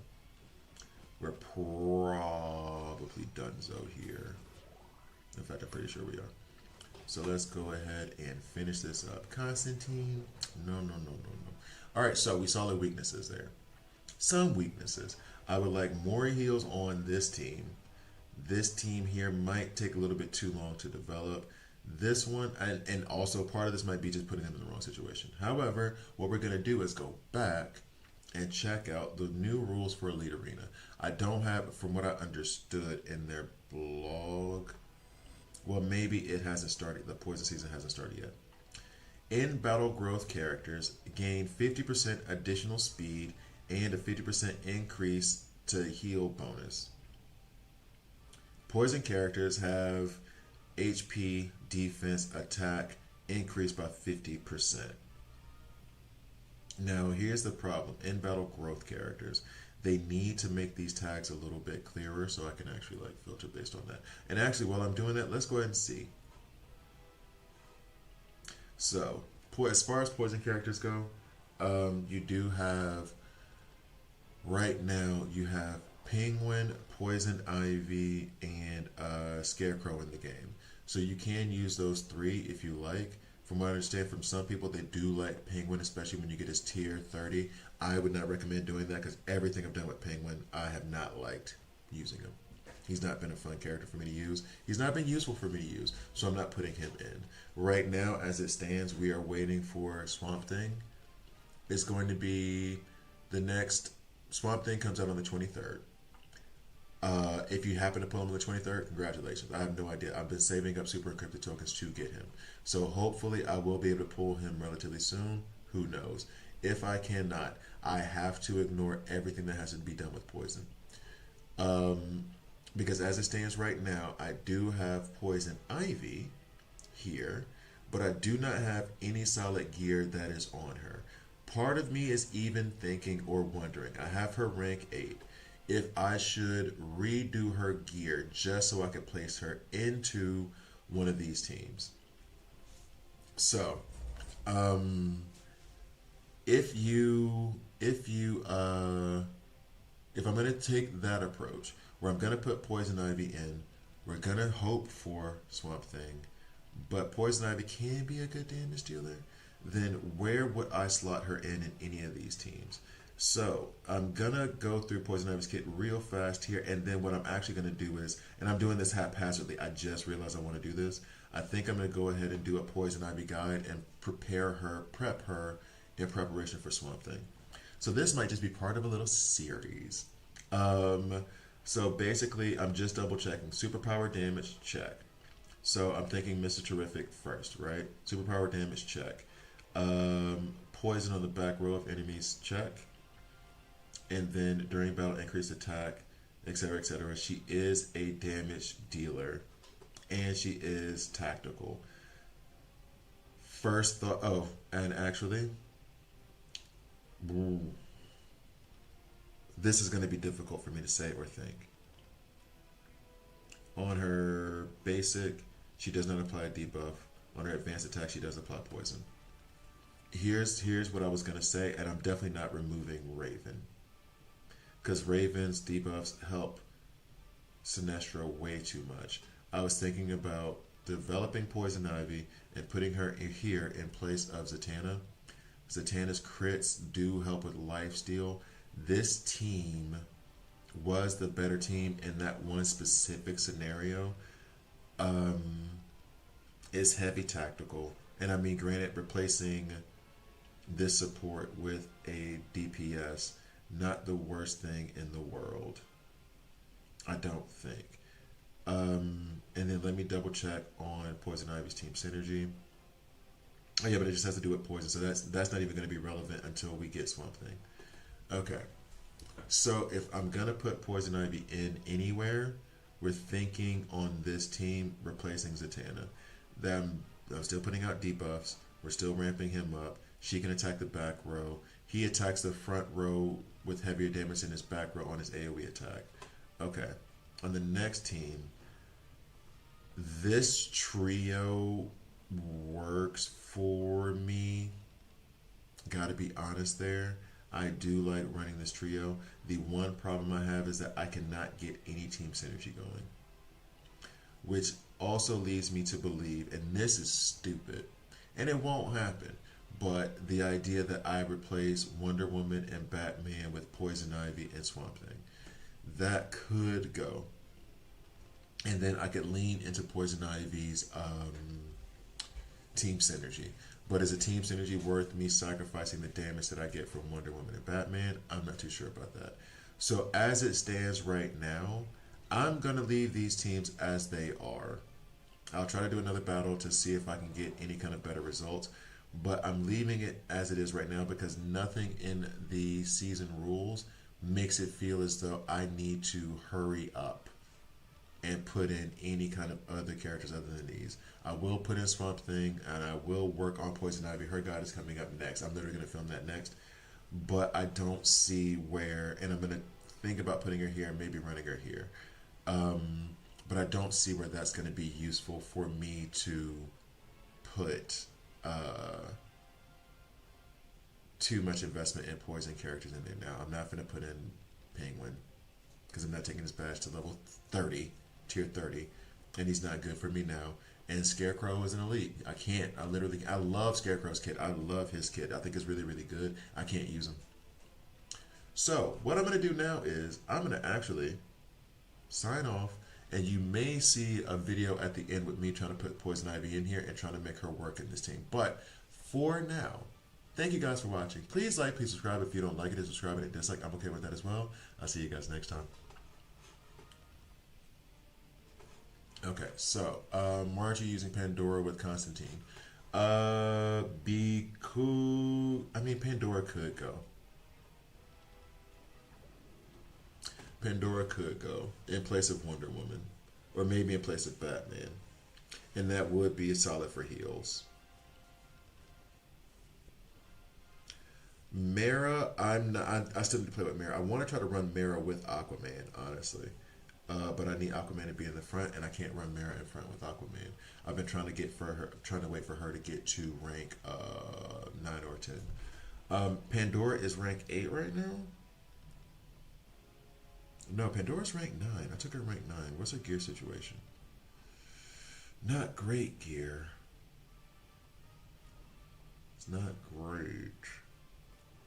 Maybe Pandora does go in here. Let me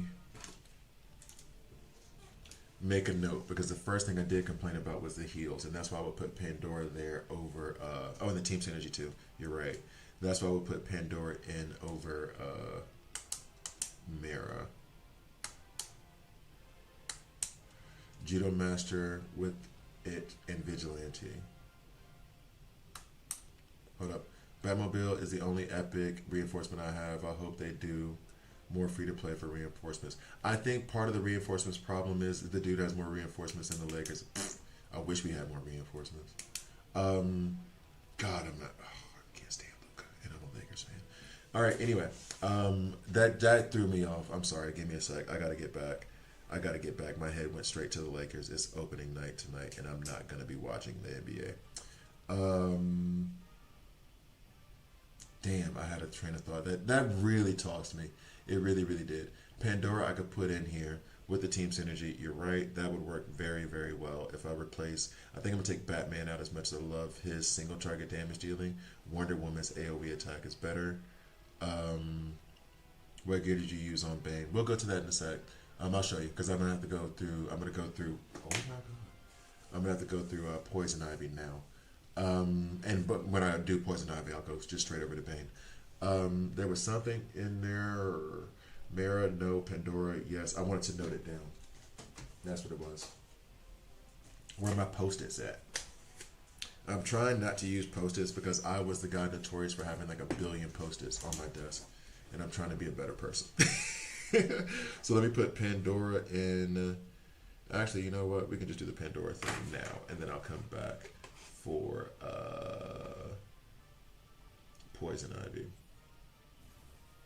And I do want her heals. And then the Pandora team synergy is all deployed when an ally's HP drops below 30% health, the first time grant a shield. Okay. That would be good. No, you're right. Good shout, guys. Good catch. I never think about Pandora, despite the fact that people say that she's really, really good, and they think about her a lot. I think I need. What is her ultimate? Is where she sacrifices, which going with Aquaman and the sacrifice. Good shout, guys. Like for real. Good shout, Kevin. Using her ultimate, it will sacrifice only 75% as much. So it's better there for the heals. Okay. That make up, but then that means I want her to run in the third position. I have Bride going first, but only because Wonder Woman is actually going to go first. Because it's going to bypass the Bride because there'll be 3 ultimate points and go straight to. However, maybe she should be going last because I do like her ultimate, but there's no really like heavy hitting damage dealers here in terms of like their basics. Wonder Woman will hit hard. Constantine will do okay. So we'll do it this way. And now what I'm going to go do is I'm going to go do a Poison Ivy guide in preparation for... what does this do? I'm scared to do what this does. In preparation for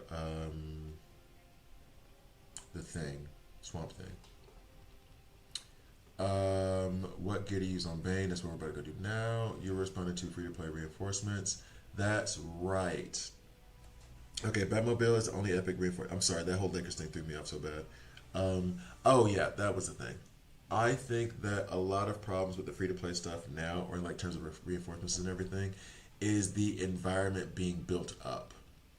You know what I mean? Like it's gonna get there. There's gonna be more resources, more things that are happening as they're building in more events. They even talked about doing more events now during the season. Like it's gonna get there. I think it's just they're gonna get the ball rolling. It's just that there's pushing the ball and getting it going. Once it gets going, like a year from now, I'm sure we'll have our like bottlenecks of rare or elite frags or whatever. I'm sure that stuff is still gonna be there, but now it feels almost barren in certain instances. And I think that for like epic reinforcement stuff like that, there's gonna be like now we just go for everyone that comes out, but like in 12 months, if the game is still around in 12 months, there's gonna be approximately 8 new reinforcements. So you'll have a deeper pool. You'll be able to hopefully farm the tickets for the reinforcements and. I think other mechanics and stuff are just still being added to the game as we're playing. Did they change the way the pity works? I had 80 summons on the Aquaman banner. They did. They changed the way the summons work and the pities work, but they changed it so that the 80 you have on Aquaman is still there. What they've changed is that now legendary recruitment and when you're doing recruitment for characters that are older. So Cyborg is an older legendary in his featured banner.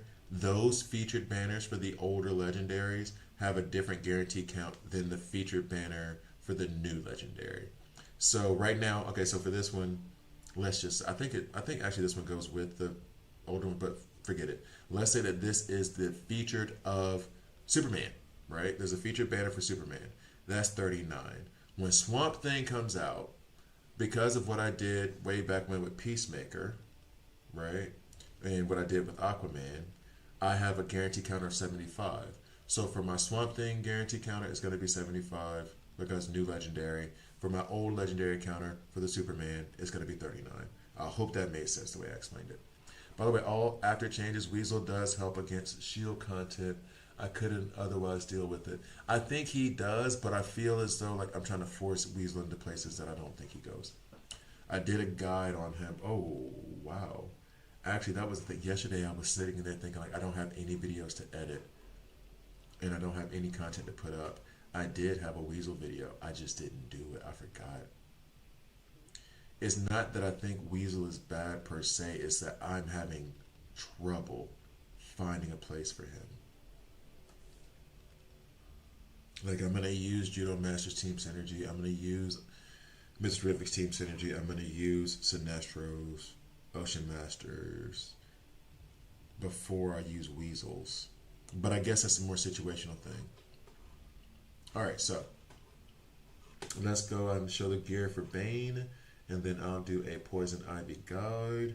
Bane I have built slightly differently because I do want him taking some damage, so that way we can get to that 10% HP loss faster. But his HP and then those attack, I would like, because he doesn't do much. Well, it depends. Because he's a tank, so he's not supposed to do much damage to begin with. It may be smarter for me, and I'm thinking about it, switching this over to HP as opposed to having all of this attack. That may be better for me. Let's see.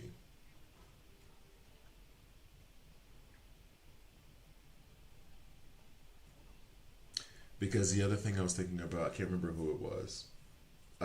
But basically it was, I wanted a bunch of HP on him, but no defense. Because, and this piece kind of bothers me, but it is what it is. Because if he loses a certain amount of HP, then he also heals himself again.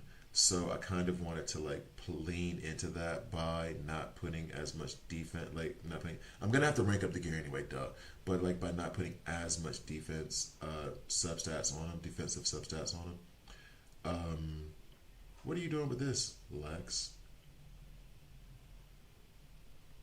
Do I need a crit? Well, kind of. I don't have an Epic 2 helmet here that's worth an Epic 1 helmet. That would be the same. So I'm going to go ahead and just replace this with this. Do I ever? I never use Lex. Let's replace this with this. A lot of these characters really come alive with, they do. The percentage gear makes such a big difference. It's a huge difference. Let's try that. One Mogian. Replace. Alright, and then we will replace this. But then with the idea that the Epic is developed later, I just need to save my gold for now. I can't waste any more gold. I'm running so low. Low and low and low and low. Yep, this is easy to replace. Okay.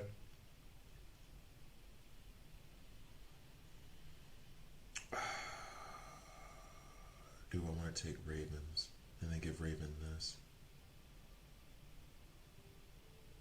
Oof, what are we talking about? More HP. She's in the back row, he's a tank. Okay. Sorry, Raven. Sorry. Replace. Alright, so we're going to go ahead and do just more HP.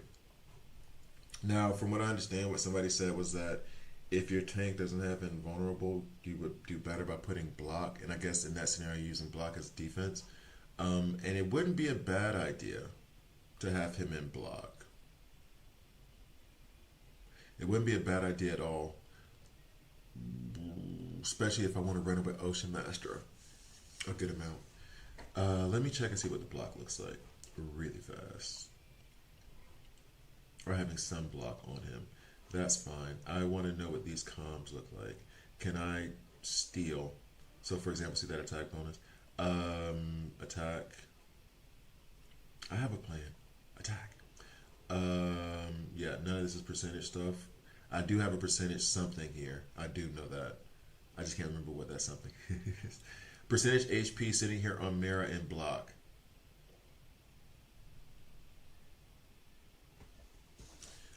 Someone needs to run the math, but I imagine HP would be better against burst damage and attack against sustained damage. Hold on. You imagine HP would be better against burst damage, so single target, and attack would be better against sustained damage, meaning like your poisons and your bleeds.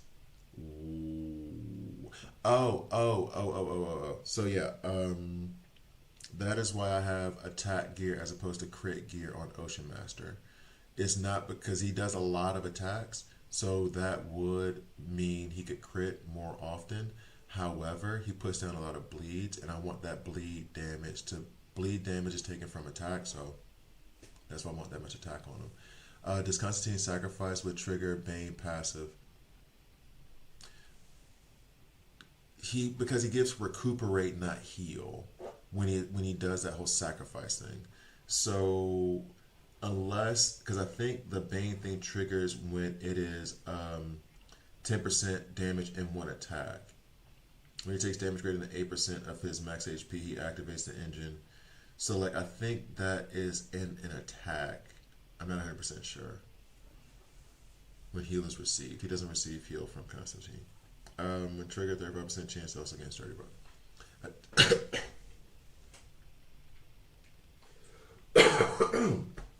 Attack to Bane heals more, but HP so he doesn't die before he can heal was what my thinking was. That is how I have Kid Flash built, with a lot of attacks so he can heal a bunch. And that's why I also have attack percentage on Bane.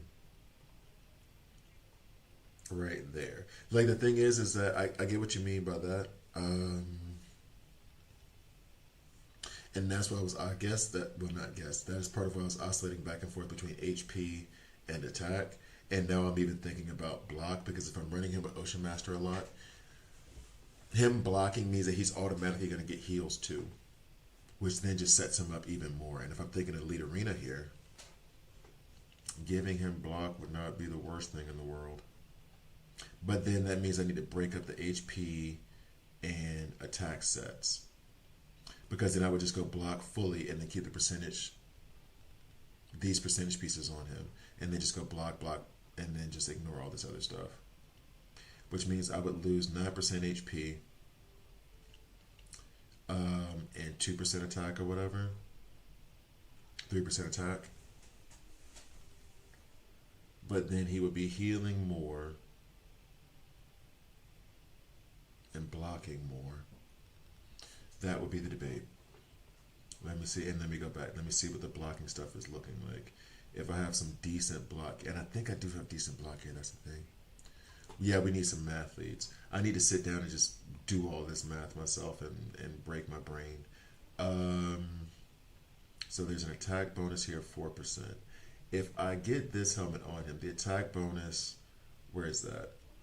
It doesn't tell me. I'm trying to see what the attack bonus is on a helmet with 5%. So we make up for the, yeah. We would make up for it anyway if we leveled this up.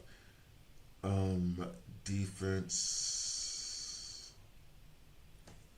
The 2 Bane gear sets I've heard are 2 attack, 2 HP to make him a bruiser when he steals, when he heals. I'm assuming that's what you meant. And heard of block can trump HP since it reduces incoming damage by certain. Yeah, that's what I mean. I always use I always think of block as like a defense set. It increases the quote unquote defense. You're taking less damage. But then on top of it, you're thinking of, or I'm thinking of, if I'm going to be running in with Ocean Master and he's blocking, Ocean Master gives that 1% heal, he's still going to be blocking. I'm going to break, it's not going to be a set thing, because the percentage that I get from here on HP is worth more than me trying to put 4 pieces or 2 pieces even to get that 3%. I'd rather keep this attack and break up the set. I'd rather keep this 10% attack bonus and break up the set, and then put the rest as block. because at the end of the day, the HP, if I put HP sets on, that's another 9%. Fantastic. But then I'm not getting rid of this at the 10.5%, and I still haven't even maxed that out yet. Oh, stuns. When he stuns. Yeah, okay, got you. But then that's this attack here, which I wish I should get a better attack piece, percentage piece, but it is what it is, does do more.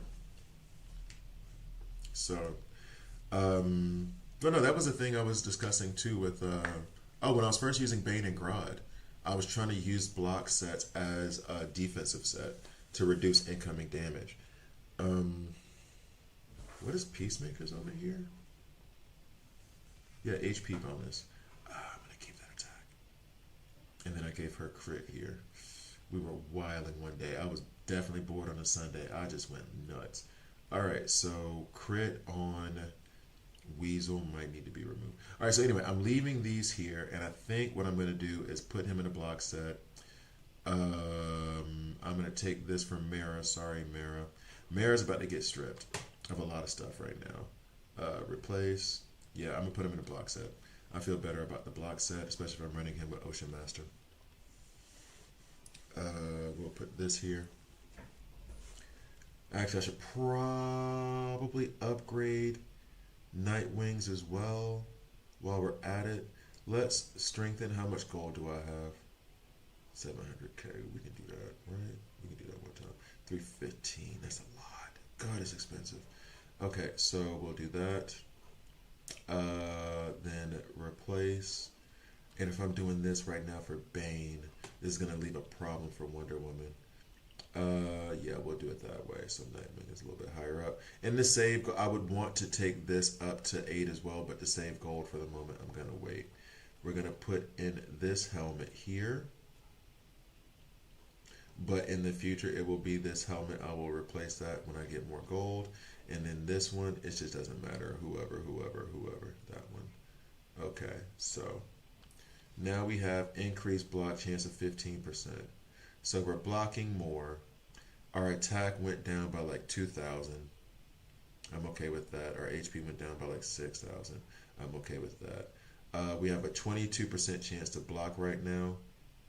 So 1 in 4 chance, basically. Do I have any other? There's block here on this chest piece. Armor pierce. And there's block here. Okay, let's see. Let's see. Right, but 4 attack with the attack percent substat would be ideal. Yes, I understand percentage sub bonus as rare. So you use. I mean, that would be ideal if you want him to be the bruiser. Yeah, if you want him to be the like AOE damage dealer or damage as much as possible. Yes, that would be optimal. What I'm thinking of right now is I want him more of a controller. So I want him to get more heals, which would mean being in the block set while he's running with Ocean Master. He's getting more heals because he's going to be blocking more. More heals gets him up that counter faster. Now he can run his stun without costing any ultimate points, and then it's basically every other turn he tries to stun the team. So the sooner we can get to that, the better. For me, for my style. But if you're talking about I want him to be a damage dealer, I mean, honestly, that block piece that I had that had the crit on it, because the AoE damage dealer, put your 2 blocks and your 2 HPs, and then try to find a percentage crit piece and a percentage attack piece. That might even be better. Penny pitching on superhero mobile games. What have we done to civilization? This is just teaching children how to budget their money responsibly. That's what I'm telling my daughter, at least. What about block and attack? Since the attack affects heal, but that's what I'm saying. I'm not gonna remove this attack piece here, which is HP piece, because of the attack percentage here. So I'm not gonna remove 10.6% of attack to add a set to give me 3%. Like the sets don't, like, to me it's stats over sets. It doesn't have to be matching. It's stats over sets. Since healing is so yeah, I'm keeping the stats over sets, and if I can, I'm gonna try to find an attack piece that well, not right now, but I would try to find an attack piece that would give me even more of an attack bonus. So for example, Batman here, full, it's a 13.4% plus attack 6%. Now this is the signature that was put on it, of course. But like if I put a signature piece on that for Bane, that's way better. I mean, look, I have a heal piece on Batman. Why? Because I'm getting damn near 20% attack bonus off that. Oh no, ideally, yeah, if the attack necklace is a, but you know what's funny? I think this is the only attack bonus attack thing I've gotten. It doesn't seem to it doesn't seem to happen. I've gotten more attack with HP, as you can see here, than I have with like attack with attack. It doesn't happen that much. Or maybe it's just me like anecdotally like not realizing it. But yeah, in that ideal world, yeah. Ideally, yes, 100%, 100%.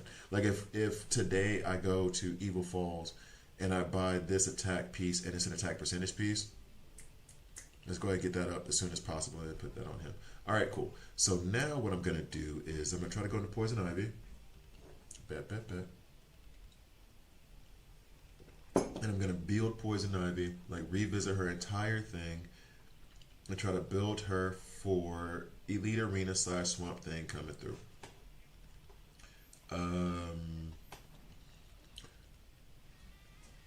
Do you have any pieces you consider perfect?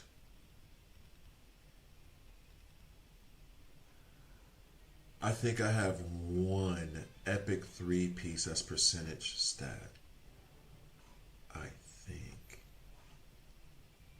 Yay. I think. No pieces that I can think of off the top of my head, honestly. If I were going to say a piece, that's a very, very specific question. That's this one.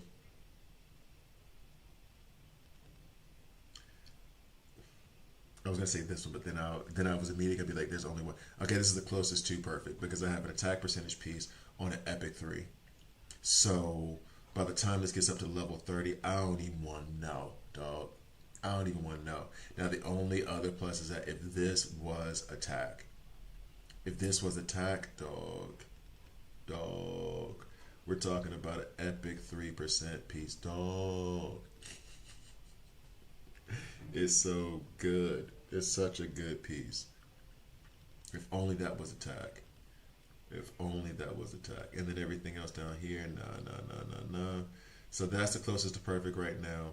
This is, I mean, but see what I mean? Even here, like attack percent on HP pieces, like, and then over, because only things, I think the only two, this is gonna, well, no, it's not. The only two things that have a possibility of being perfect are the accessory and the comm, because they're the only things that can have a percentage piece, a percentage primary stat. So those are only two, in my opinion, that could be perfect. And the perfect piece so far right now is this one, the closest to perfect. Let me see about HP bonus real quick. Crit, I'm not really gonna say that it could be perfect. No, HP bonus wise, I mean they have the highest. No, because then if this had been like HP bonus plus, I would have to give it to it. Yeah, no. And then this is HP bonus on that. This is pretty close to perfect because it's HP plus HP bonus. So this one is probably the closest to perfect, except that it's Epic one. Okay. So yeah. No. I see you. I hear you. Oh, I didn't even switch over to the chat again. I'm sorry, guys. You didn't see what everybody else was saying. Let me get Andre for Gaming riled up. I have my perfect piece on Constantine, Epic 3%. And well, no wonder you think Constantine is good if you're giving him all the steroids. Fine, of course you think he's good. You got him hopped up on the cream and the clear. Fine. You can hit baseballs. You can hit home runs. Cool. Your blood ain't clean.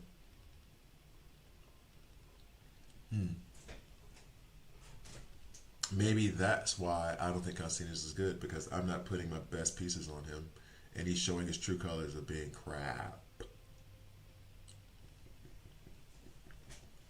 Okay. Anyway, let's go to Poison Ivy. I feel soon enough they will release an artifact that affects cooldowns, all energy costs for ultimates. We have one with a canary bomb. You gain one energy after your first ult. Well, we do have one where the mirror, where if you're stunned or if you, and that's very specific to Raven, where it does readjust your, it does remove that status effect. But I guess what you mean is like, so with Bane, his ultimate costs like 0, so it's really just a cooldown. If you have, but oh, I don't know if they could do that, especially if you have like 0 cost ultimates, because then that would mean Bane is doing his ultimate literally every turn. Be fun as hell though. He was good long before I got it. I don't know that. That's what you was. Maybe he wasn't. I don't know. I put it on him because he was good. Sure, tell yourself that. No, I love her because she's smart. It just so happens that she's also pretty, but I was attracted to her intelligence first.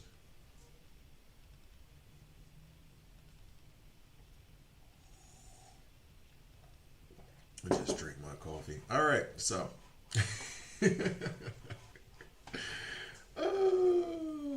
See, you see how you were trying to gaslight me, but now I'm gaslighting you? You see how that works? Why I'm like literally refusing to understand what you're saying to bug you?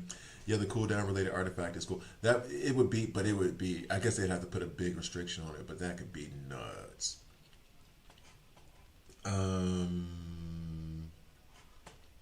That disbelieving look wounds my soul. See, gaslighting is fun. All right, so let's go over to R2. Oh no, R2's fine. Okay, cool. I need to reorganize my scenes. All right, so something you guys do not need to know or care about. Okay. So let's start going. The double DIQ. Yeah, no, and I could just tell she was smart. I took one look at her eyes and knew she was intelligent. Anyway, I'm more of a butt leg man myself. Anyway, that was not necessary. All right, so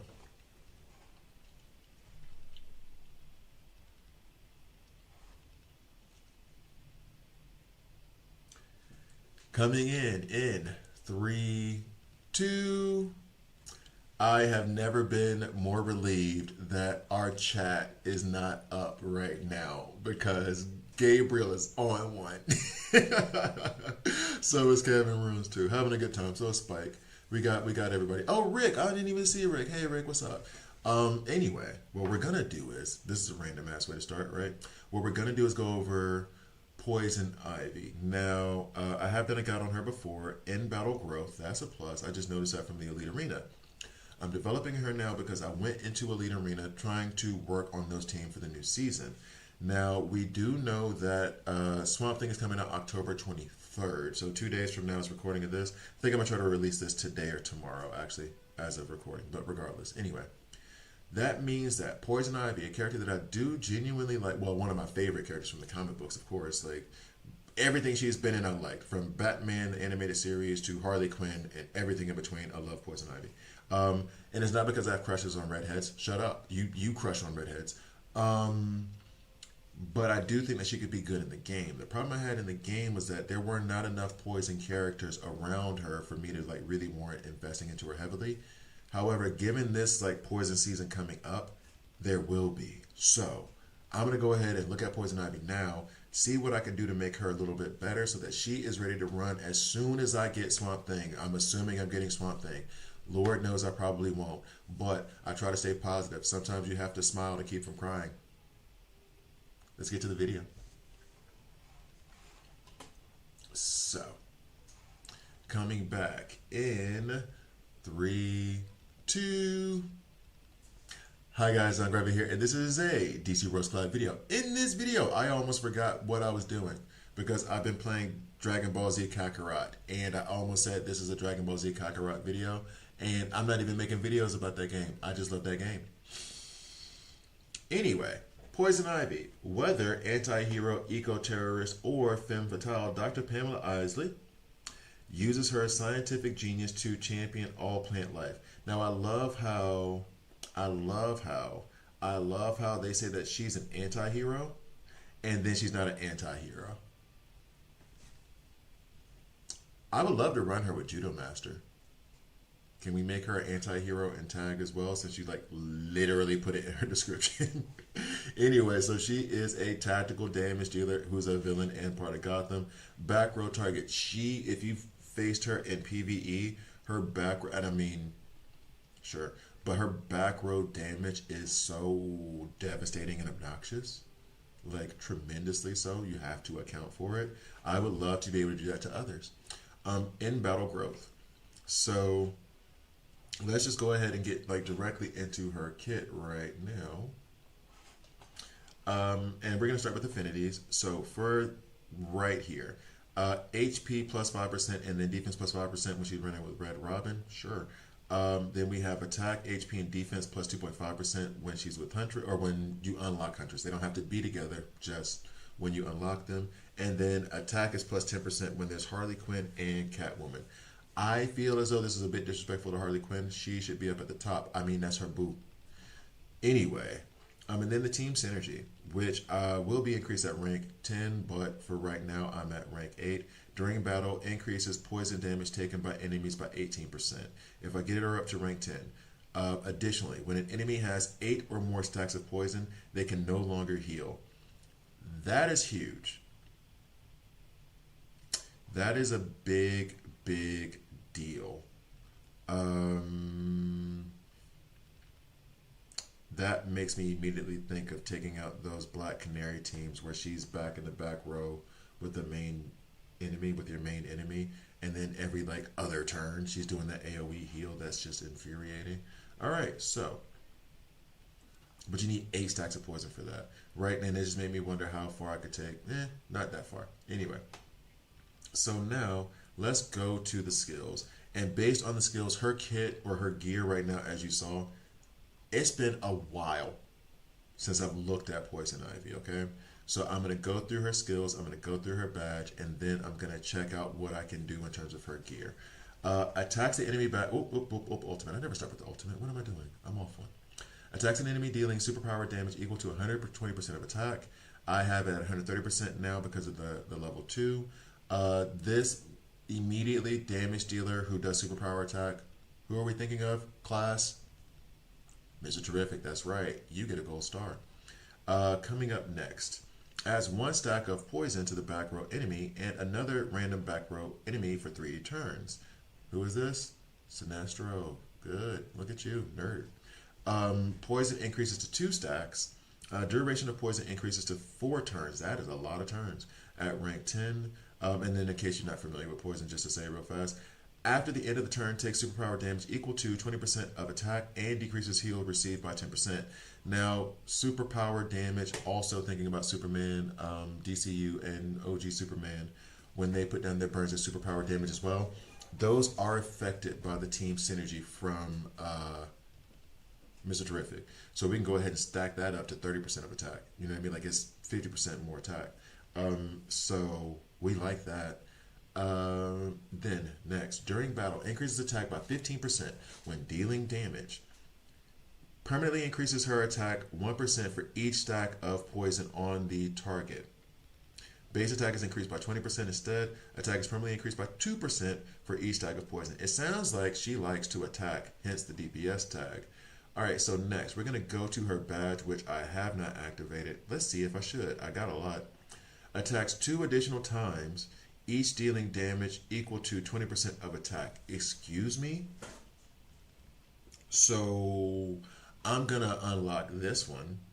Next, increases the number of stacks of poison by 1. I do like that.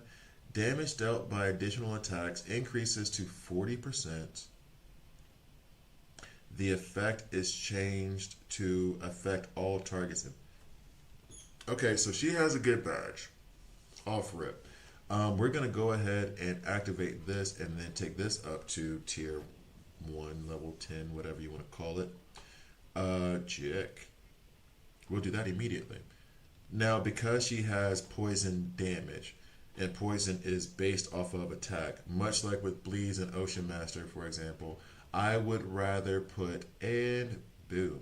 I would rather put her in attack anything. Attack sets, attack percentage pieces, all that jazz. Hello. Oh, I did not mean to do that. I wasted that. Uh-oh, uh-oh, uh-oh. Is this going to affect my Jon Stewart? It totally did. Oh, well. I got too anxious. I got too eager. It's fine. I'm not going to be too bothered by it. Anyway, and not Mara. See, I told you I have a thing for redheads. Okay, so. Anyway, and I only did one. That's fine. All right, so. We're not ranking up. Now we're going to focus on gear. So, as I said, because she has poison and poison is based off of attack, I want to have higher attack. That's my view of it right now. So, the first thing I look for is I'm going to look for attack percent pieces that I could put on her. So, we're going to change this to attack bonus. And we're going to see if there's anybody I can steal from. I'm not stealing from Peacemaker, but we are looking at it. So for right now, Peacemaker has the attack bonus. Everyone else here, so from Batman, Ocean Master, Sinestro, Wonder Woman, Peacemaker, Judo Master, Mr. T, and Jon Stewart, they all have attack bonus pieces, and I'd rather them have it. The one that I'm kind of thinking on is Peacemaker, because I don't think I want him to be attack bonus. I think I want him to be HP bonus. We're going to pause the video. I'll be right back. Okay, this might be an on-the-fly thing, but I think I want Peacemaker's things to change. Attack bonus, HP bonus. Replace. Because he doesn't do much attack anyway, and it has been bothering me. He does not do damage the way I want him to do damage.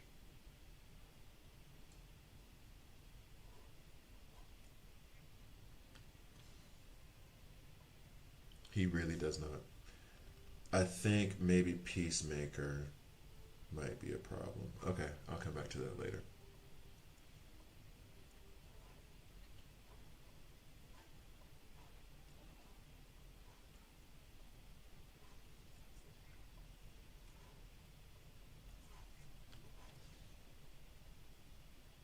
And Peacemaker, I need to remember to go back and maybe try to put an HP percent. All right, coming back to the video. In 3, 2. Okay, so what had happened was, Peacemaker for me is not doing a lot of damage. I don't even bring him for damage, really. I would rather him have more HP. However, and this is funny, because of Jon Stewart, I feel like Jon Stewart is a better tank than Peacemaker. Like, I think Jon Stewart might be only second to Aquaman in terms of tanks in the game. Maybe tied with the Bride. And then OG, I think he's better, maybe better than OG Superman. So, all that being said, that me having that attack percent piece on Peacemaker, he was doing no damage. And that's fine. I don't necessarily need him there for damage. However, it felt like a waste of a percent attack piece. So I'm putting that on Poison Ivy. Now, block piece, why do you say that? Well, one, that proves you haven't been watching my gear videos. Go watch my gear videos. Two, I would rather have a percentage piece than to have a percentage set. Now, mind you, I'm still going to try to put an attack set on her, 2 of them, as a matter of fact. But this, if I can't do it because of this takes priority.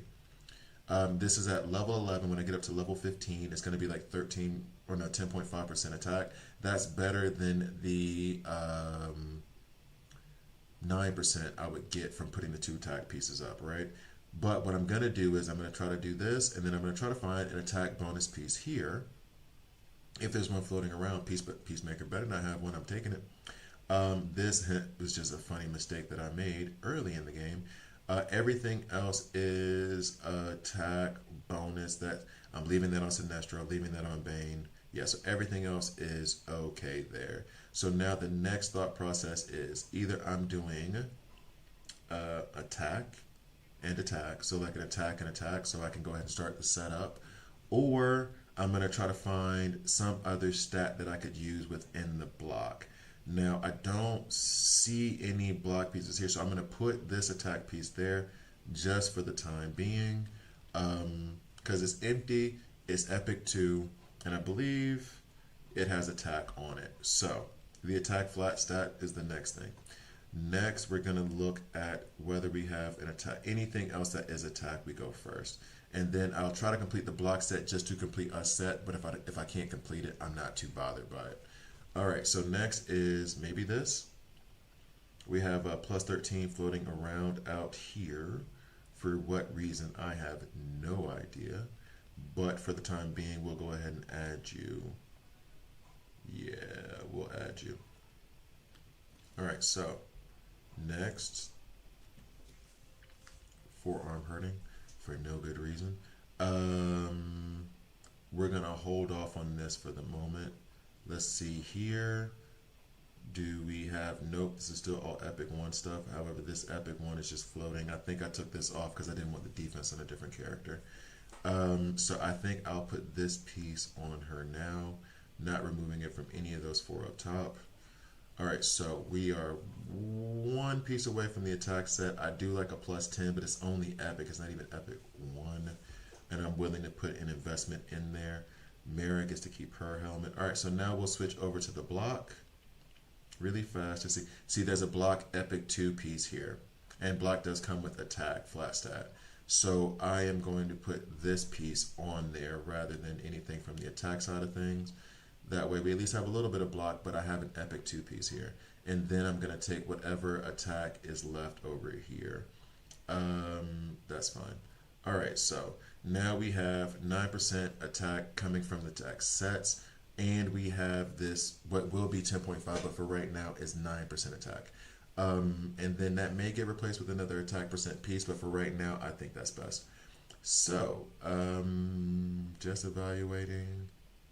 That should be good. So, I've said so like 20 times in a row because I'm very, very insecure about what I'm doing right now. But I believe I got it right. 131,000 in terms of attack, 787. To compare that to, I don't know, Wonder Woman and Batman, who have my highest attack. Well, Batman is going to dwarf it. 237. Wonder Woman right now is sitting at 172. Judo Master 171. And then where's Green Arrow? Green Arrow is sitting at 140. So to have her, that's giving me an idea of where and how I can use her. 131, just below where Green Arrow is. So good, not great. I can bring her in some scenarios, but not all scenarios. There are no artifacts that I'm willing to like strip from anybody else to put on her at the moment. Maybe this from Judo Master, but I'm leaving that on Judo Master. Okay, so now that I have her built, let's go ahead and take her into, you know what? The Elite Arena team that I was going to use her on. Maybe I can build them in regular arena and take it for a test drive and see what happens. We go to War World, Elite Arena. Hello.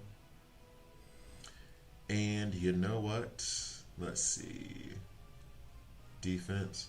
What I was going to build was here, team adjustments.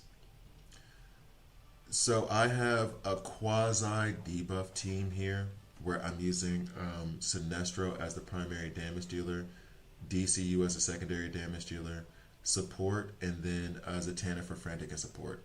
Oh, and also Rick, thank you for that. Just as a reminder, her attack does scale over the battle. So it does increase as the battle goes through. The idea was then to take out Zatanna and put in Poison Ivy here. Zatanna is rank 10, so that is going to be a big difference, but we're using the team synergy from Mr. Terrific, which should also increase Poison Ivy's attack. It's everything I say sounds like she's about to hit like a truck. So, and then this now, okay. There is an Elite Arena rule, and what I'm going to do is I'm going to change this out and go back to Elite Arena later. But there is an Elite Arena rule where she's going to get added damage based off that. I have him going earlier because of his ability to heal on his ultimate. Just in case we run into danger, I like to keep my healers like towards the front. Sinestro's going to do more damage than Poison Ivy, regardless of. I think she's going to do more damage than Raven, so I'm going to put her in the 4th slot. It may be better to have her here over DCU only because, and I want to check DCU's damage real quick. It's probably going to be much better, but only because of 116. Oh, because I have him stacked with crit and no percentage attack pieces. He needs percentage attack pieces. That needs to be rectified immediately. But next is he only does 116 in terms of damage. She's going to do more damage than DCU and lay down debuffs when she does it. And attack a back row instead of attacking one character up front. I'm feeling as though I should have Poison Ivy running in the ultimate order up front here and then DCU in the back. That feels nuts. But let's see what happens. I'm going to confirm this here. And now we can go into Elite Arena and try to run that team. The thing is I don't necessarily get to pick the team that I'm going up against. Or I definitely don't. So if it's going to be something ridiculous, I'm going to pull back out and go to, okay, 10 million. That's almost something ridiculous in the sense of who should I put them against? I need... Actually, this might be a good matchup just right here. It'll be a tough matchup, but it should be a good one. All 280s across. We do have heals in the front. That should be a good matchup. So we're going to skip the first battle and go to that matchup and see how that works. The idea being that I want to see a good battle, not just so we dominate, but I want to see what happens next. So we go ahead, burn through them.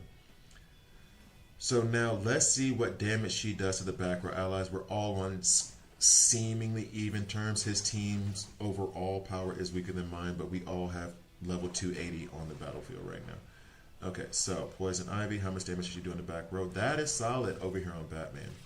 And on Kid Flash, actually. She's taking a little bit of damage, that's fine. Superman DCU, that's fine. Actually, let me slow this down just a touch because I want to see what she's actually doing, sorry.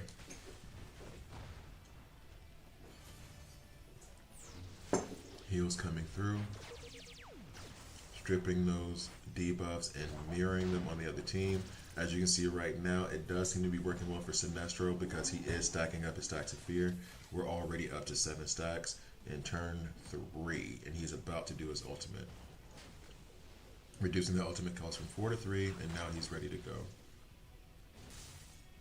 We can do 2x. So Raven 71,000.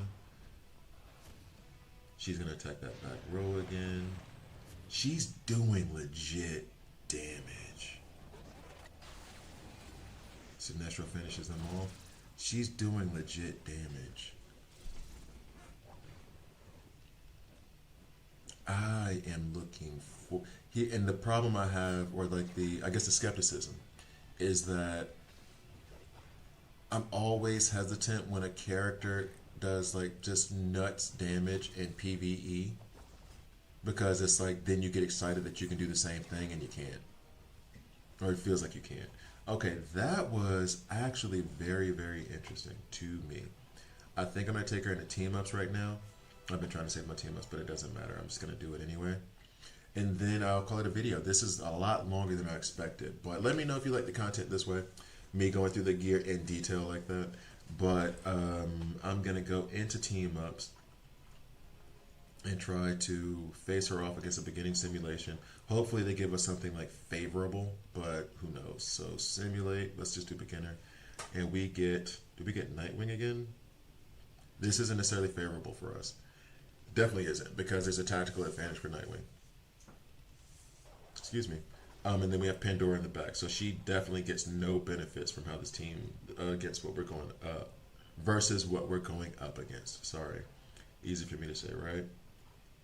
And then Raven and Dean, where's she at? Oh, the redhead sticking together, and the pink head, which I'm gonna count as a redhead for now. All right, so we put you back here. We put you over here. You are going to attack that. We don't want that to be diverted. We want that to go directly into Soups. You can divert to wherever you want.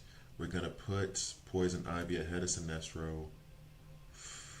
We don't need to worry about heals as much here, but I'll leave it here anyway. We'll do that. Beginning simulation, we'll do this. This isn't helping. Alright, so let's go with this battle. Thank you guys for watching. Please like, please subscribe. If you don't like it, subscribe and a dislike. I'm okay with that as well. I'm really interested in knowing what the data at the end of this battle is going to be. We'll go ahead and put this on 3x. What's going to happen at the end of it, how much damage she's going to do, especially given that this team that I'm running is all tactical. If I was really going to go for beating them, actually already beating them, this should be Wonder Woman, Batman, John Stewart, Ocean Master, and Nightwing, and just wreck them. But right now, I'm more interested in figuring out what kind of damage we can do. Stun came from Mr. Terrific. And I feel as though, which is going to be probably not true, that she is going to match damage with Sinestro. But we'll see. If she does, that'd be awesome. A lot of damage there from Superman DCU on Nightwing. He may actually, DCU, he does have a tactical advantage here. So, he's probably going to do a lot more damage. Well, definitely going to do a lot more damage. But I'm just going to try to compare Poison Ivy and Sinestro, knowing that it's not exactly a fair fight because Poison Ivy is going before Sinestro. The stun doesn't help her out at all. But, Superman DCU already fell. It's okay. We'll let them off. And it's turn 6 anyway. That's fine. Knowing that it's not necessarily a fair fight, especially since she's been stunned for a lot of this. But it's just going to be Poison Ivy versus Sinestro to see who does more damage. And I think her ultimate comes up now. Let's see how much she does. It wasn't that much. It was not that much. Not a fair matchup, I'm saying, but not that much. I'm going to have to do another guide on her, especially when Swamp Thing comes out. Because I really want to run them together. Both Guardians of the Green. Okay, so 26%, that had to all be Superman DCU. So, see, not a lot, but I feel like this is partially because she was stunned. I feel like that's partially because she was stunned. She didn't get a chance to do anything. I'm going to do a skip battle real quick. And after that, we end the video, and I'm going to play around with Poison Ivy some more, because what I saw from the Elite... Ooh. Or I run it here. Let's run it here. Okay. This might be a much better representation. Much, much, much better representation. So, same setup, same deal. Now, again, if I was doing this for reals, what would happen is I'll put Judo Master here because he would attack this and then put a silence on... yeah, Nightwing stuns did ruin her. Nightwing stun really, really messed her up because she had the highest attack. But basically, I would put Judo Master here to hit Lex and then put a silence on Killer Frost over and over and over again. And then, of course, a typical Nightwing Ocean Master that goes in because they're both tactical. They could destroy this. However, I'm going to try this team now and see what happens. We're going to change the team synergy as well, which I did not have in the last one. We're going to change it to team synergy as well to see the increase in poison damage / ooh, no, I don't want to skip battle here, though. I want to see this happen. I don't think I can skip battle here anyway. Because it'd be my first time going at it. Oh, wow. Ouch. Sinestro. That was painful. So.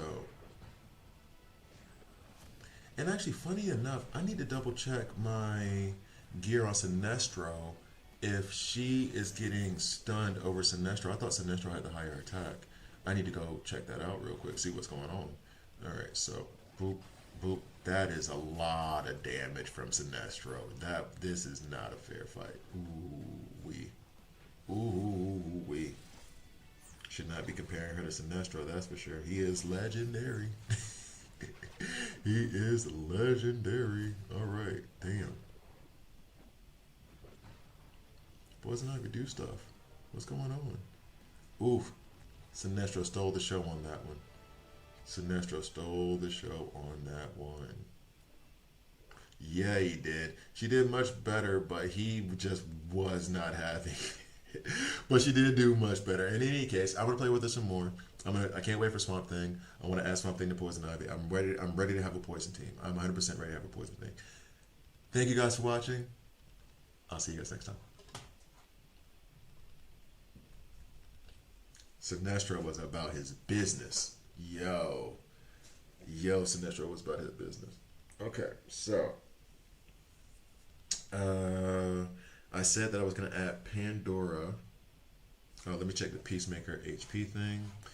Added Pandora to that team, and then we're gonna run one more Elite Arena, and then I can tag the two together, and that'll be that. So, let's see. I always say rally this, but then nobody comes and rallies. So let me go ahead and finish this off real fast, because I've had like my last 3 or 4 just fail. But let's do this in a smart way. Boop, boop, boop, boop, boop. Who else hits like a truck? I mean, well, Sinestro. Oh, no, not against them, not against them. Judo Master would not do anything here. I mean, John Stewart. Oh, but then I can't use the...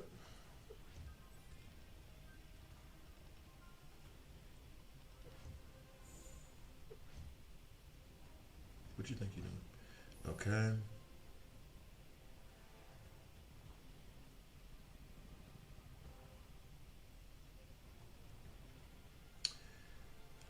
Oh, yeah, duh. Where is she at? Where is she? Where are you? Don't get mad at me because I replaced you. There she is. Alright, let's do this. This I'm not a fan of, right, Chion? Okay, let's do this. Do I get to skip this battle? Yeah, I do. Alright. Thank you for going over Banescared. Help me figure out what I want to do with him. Oh, no problem, no problem. There's like the way that his kit's built, and I guess it's for everybody, and for me not to be like just so narrow-minded, but it really goes into like what you want from them. Batman only did 5, and that is basically I know. Oh, I didn't set my ultimates. I want Bane to be a controller. If you want him to be a damage dealer, you can put some percentage attack on there, and maybe you can get his attack up to some like decent levels. But I'm really like, he can AoE stun, control everybody, protect yourself, get those heals, stun everybody. I did absolutely nothing here. Okay, so we will do you, and then you, and then you, and then fight. It's hard to properly build teams because TG only makes certain character frags available, but not a purchase. See, much better. Or a grinding system to get or level up the ones you want. I mean, the only like grinding system is being able to purchase them in like the arena shop and stuff like that. But you do have a point there where you have to pull them, and it's just strictly, for the most part, it's just the gotcha mechanic of trying to get more frags. You can farm them also in like system recovery when you get the epic selectors. But you're not going to be able to do that. Well, you can do it with legendaries in the elite arena, but they make it to where it takes some time. And I'm pretty sure they're going to release other mechanics to like fix that. But yeah, I see your point. I see your point. It does take some time. A lot of time. Let's see. No, this part doesn't matter. Okay, I got lucky and I pulled a red com piece, only elite 1 that has percentage block on it, so that is complementing the there you go, perfect. Perfect. And that was when I first when I found like in a percent epic piece, and then I went back and I was like, oh wait, I had percentage elite pieces? I didn't even check. Like I was just out, y'all, with percentage elite pieces and not doing a thing with them. Alright, so Nightwing is done. Let's go ahead and get these rewards. And I'm going to go to Elite Arena. I'll do that, and then I'm going to call it a stream. I've been on for a minute. Woke up early today. Well, I kind of wanted to, but unexpectedly at the same time. But we're there now. No, not even worth it. Okay, so yeah, Elite Arena is where I wanted to go. Wait, do I have a new frame or something? What's going on?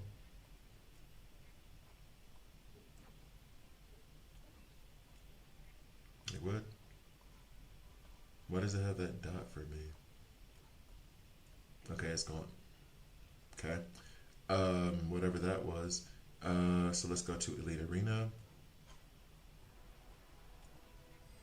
So we're gonna record this to go in the back of the Elite Arena video that was recorded earlier today. So coming in 3, 2. Okay, so I am back because I did do the Poison Ivy guide and she read like an absolute monster. So I've adjusted accordingly. So what you'll see here is that for my defense, this feels small as hell, but hopefully you can see it well enough. I've put in Poison Ivy here to go along with DCU, and I have pushed her forward. Let's just go to team adjustments. And I have actually pushed her forward in the ultimate order. Let me just double check that to be sure I'm not losing my mind. So she goes first. I have Mr. Terrific here just because heals, just in case. I don't know what I'm going to run into. And so maybe he clears off debuffs, maybe he does whatever and gives us heals. And then Sinestro goes. Sinestro gets ramped up by the debuffs put down by all of these characters. So by the time he gets to his turn, it should be only a 3 ultimate cost. That is the thought process here. I want her to, she deals the most damage of anybody here, plus, so I want her to go most often. Most often also keeping in fact or considering that the ultimate cost for Sinestro is 4. And there's no guarantee that I can get it down to 3, having him with 6 stacks of fear before his ultimate comes around again. So Poison Ivy stays up front. All right, so now we go back and then we cross our fingers for an elite team, an Elite Arena team that is within our range. And that's not like 200K or 20 million.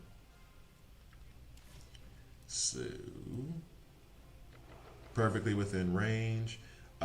This team, he'll probably slaughter us. He will probably slaughter us. But I'm going to put this team up against this Superman DCU Lex team with Constantine because I feel... Ooh, it could have been good here, though. Maybe here. Let's go one up. Just to be sure I want some. Let's see. But it could have been good up here. Maybe. I kind of wish I went there. But we'll see. If it lets me play. You gonna let me play? You gonna let me play? No? Matchmaking to a different team now? Oh, great. All right, so here we go. Where am I putting you? Actually, I'll leave you right here. Going up against a Jon Stewart is not my idea of fun, but let's see what happens. That's going to be a problem. And we'll put you here real quick. Oh, and now I didn't even get it. Couldn't grab the thing. But this is the one that sticks. Fix your game. Anyway, so basically here it might be okay. I was trying to go up against a more challenging thing. Oh, he got the reinforcement thing already. Oops. But we'll see. In any case, we want these debuffs to get out there as soon as possible. And then what's going to happen next, we hope, is that Poison Ivy gets her turn. She attacks everybody in that back row and causes problems. Please cause problems, Poison Ivy. And then after that, we want Mr. Terrific to remove whatever debuffs we're going to be getting. Oh, that was nice. And then heal. What's the attack back there? We got through some of the shields. Let's keep it going. We're 3 away from stacking what we need to stack for Sinestro to do some good damage. But the next step is to get Mr. Terrific to remove some of these debuffs and heal us a good bit. Ooh, Raven is taking some damage. Oh, yeah. Well, let's see what happens next. Well, we're definitely not going to win this. But I would have liked to see them go up against that other team that somehow got kicked. Okay. Oh, she has silence too. Yeah, no, let's just go. Let's just go. This was all a mistake that will probably be cut from this video. Okay, next. Let's try another one.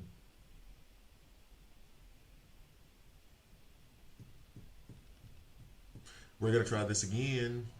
We are going to try this again. So, challenge. Can I get that 16 million team that was there before? 17 million. I guess it's okay. All right, so we're going to try to move you all the way down here to deal with this other block team. I'm going to move you here to deal with this Hal Jordan, Pandora, whatever this amalgamation is. And then you can deal with the Constantine and all the other jazz up front. That's fine. Confirm order.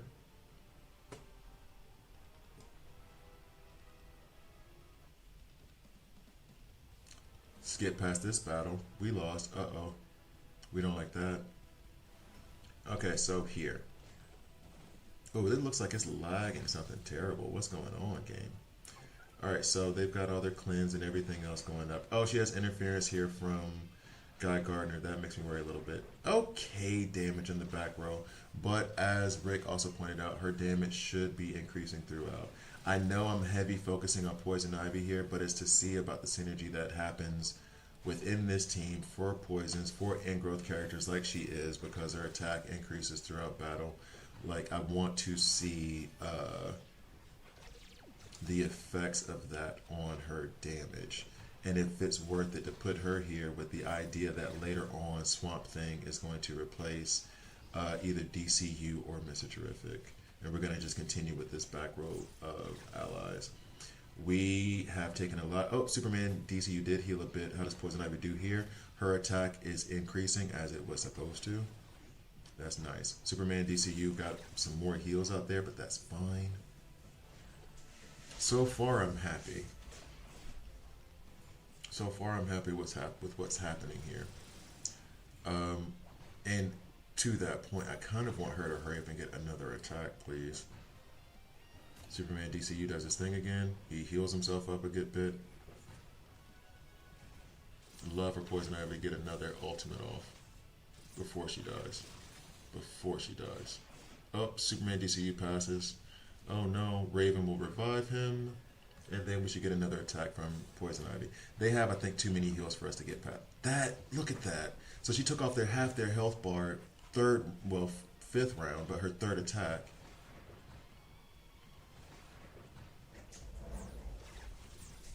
Like, she's gonna fall, that's fine. I don't know that we're gonna win. But it's showing me that it's worth building. It's showing me that this team is worth building, and it's showing me that Poison Ivy is worth investing in. So, and especially in Elite Arena now, because I know she's getting a bonus. I'm not, like, delusional, like this is going to be her everywhere. But, ooh, fell. Honestly, at this point, I think I would rather have Poison Ivy revived over Superman DCU. It won't happen. Like I said, we're going to lose here. But I like what I saw, and I think there's potential here, especially since this person is like 5 million above where I'm at. We held pretty well. So, thank you guys for watching. I'll see you next time.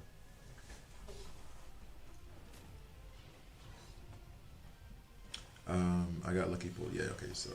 Alright, so I think that is going to be it for me for today. This has been fun. I got more of it than I expected. I was sitting there like, I don't know what I'm gonna do, but I'm doing this. All right, so, and this was, yeah, they were all level 310, 310. Hold up. So last bit, 3, 2. Now to be fair, like I just wanted to put this out there. They were level 280. The team I was going up against was level 310. And she was doing solid damage against these level 310 characters. Like, it was pretty impressive. Match number 2. It was pretty impressive. Of course, Sinestro beat her out. Legendary with some pretty good gear on him and rank 9. She's rank 8 and she ends up with 5.7. If I had her rank 9 or rank 10, it might be a legit problem for the enemy. Like a legit problem. So she's hopped up on that list along with John Stewart and Mara of characters I want to, right now, take to rank 10. Especially with Swamp Thing coming. Okay, so that is the final sign-off. 3 videos to make 1. What am I doing? I'm going crazy. Anyway, thank you guys for watching. Okay, so I know you like to farm epic necklace and comp pieces in Evil Falls for a shop. Is it worth farming the elite pieces as well? Nope. Nope. Nope. Nope. Nope. Nope. Nope. Nope. It's not worth it farming the elite pieces. They're good, and if you get them, like there are elite pieces, percentage pieces that I would put on over epic pieces. However, farming for them, no. Just be patient. They're not going to be worth it. They're not going to reset level. Be patient. In fact, even save like some of your Evil Falls like currency because if you are not getting like if epics have not left your elite store yet, they're going to very, very soon. As you progress through the game, they're going. I did not think about percentage pieces, primary pieces, until like well until I was done with elites. And not because I was like, this is my plan, just because I didn't think about it. It didn't cross my mind. I was progressing through the game just fine. Ran into some hard walls here and there, of course. But do I think that those percentage pieces would have made it easier? Maybe, but then I would have wasted so many resources trying to farm for those in the way that I'm doing for mine now that I don't think it's worth it. I genuinely don't think it's worth it. So, thank you guys for watching. And I think, yeah, you know what?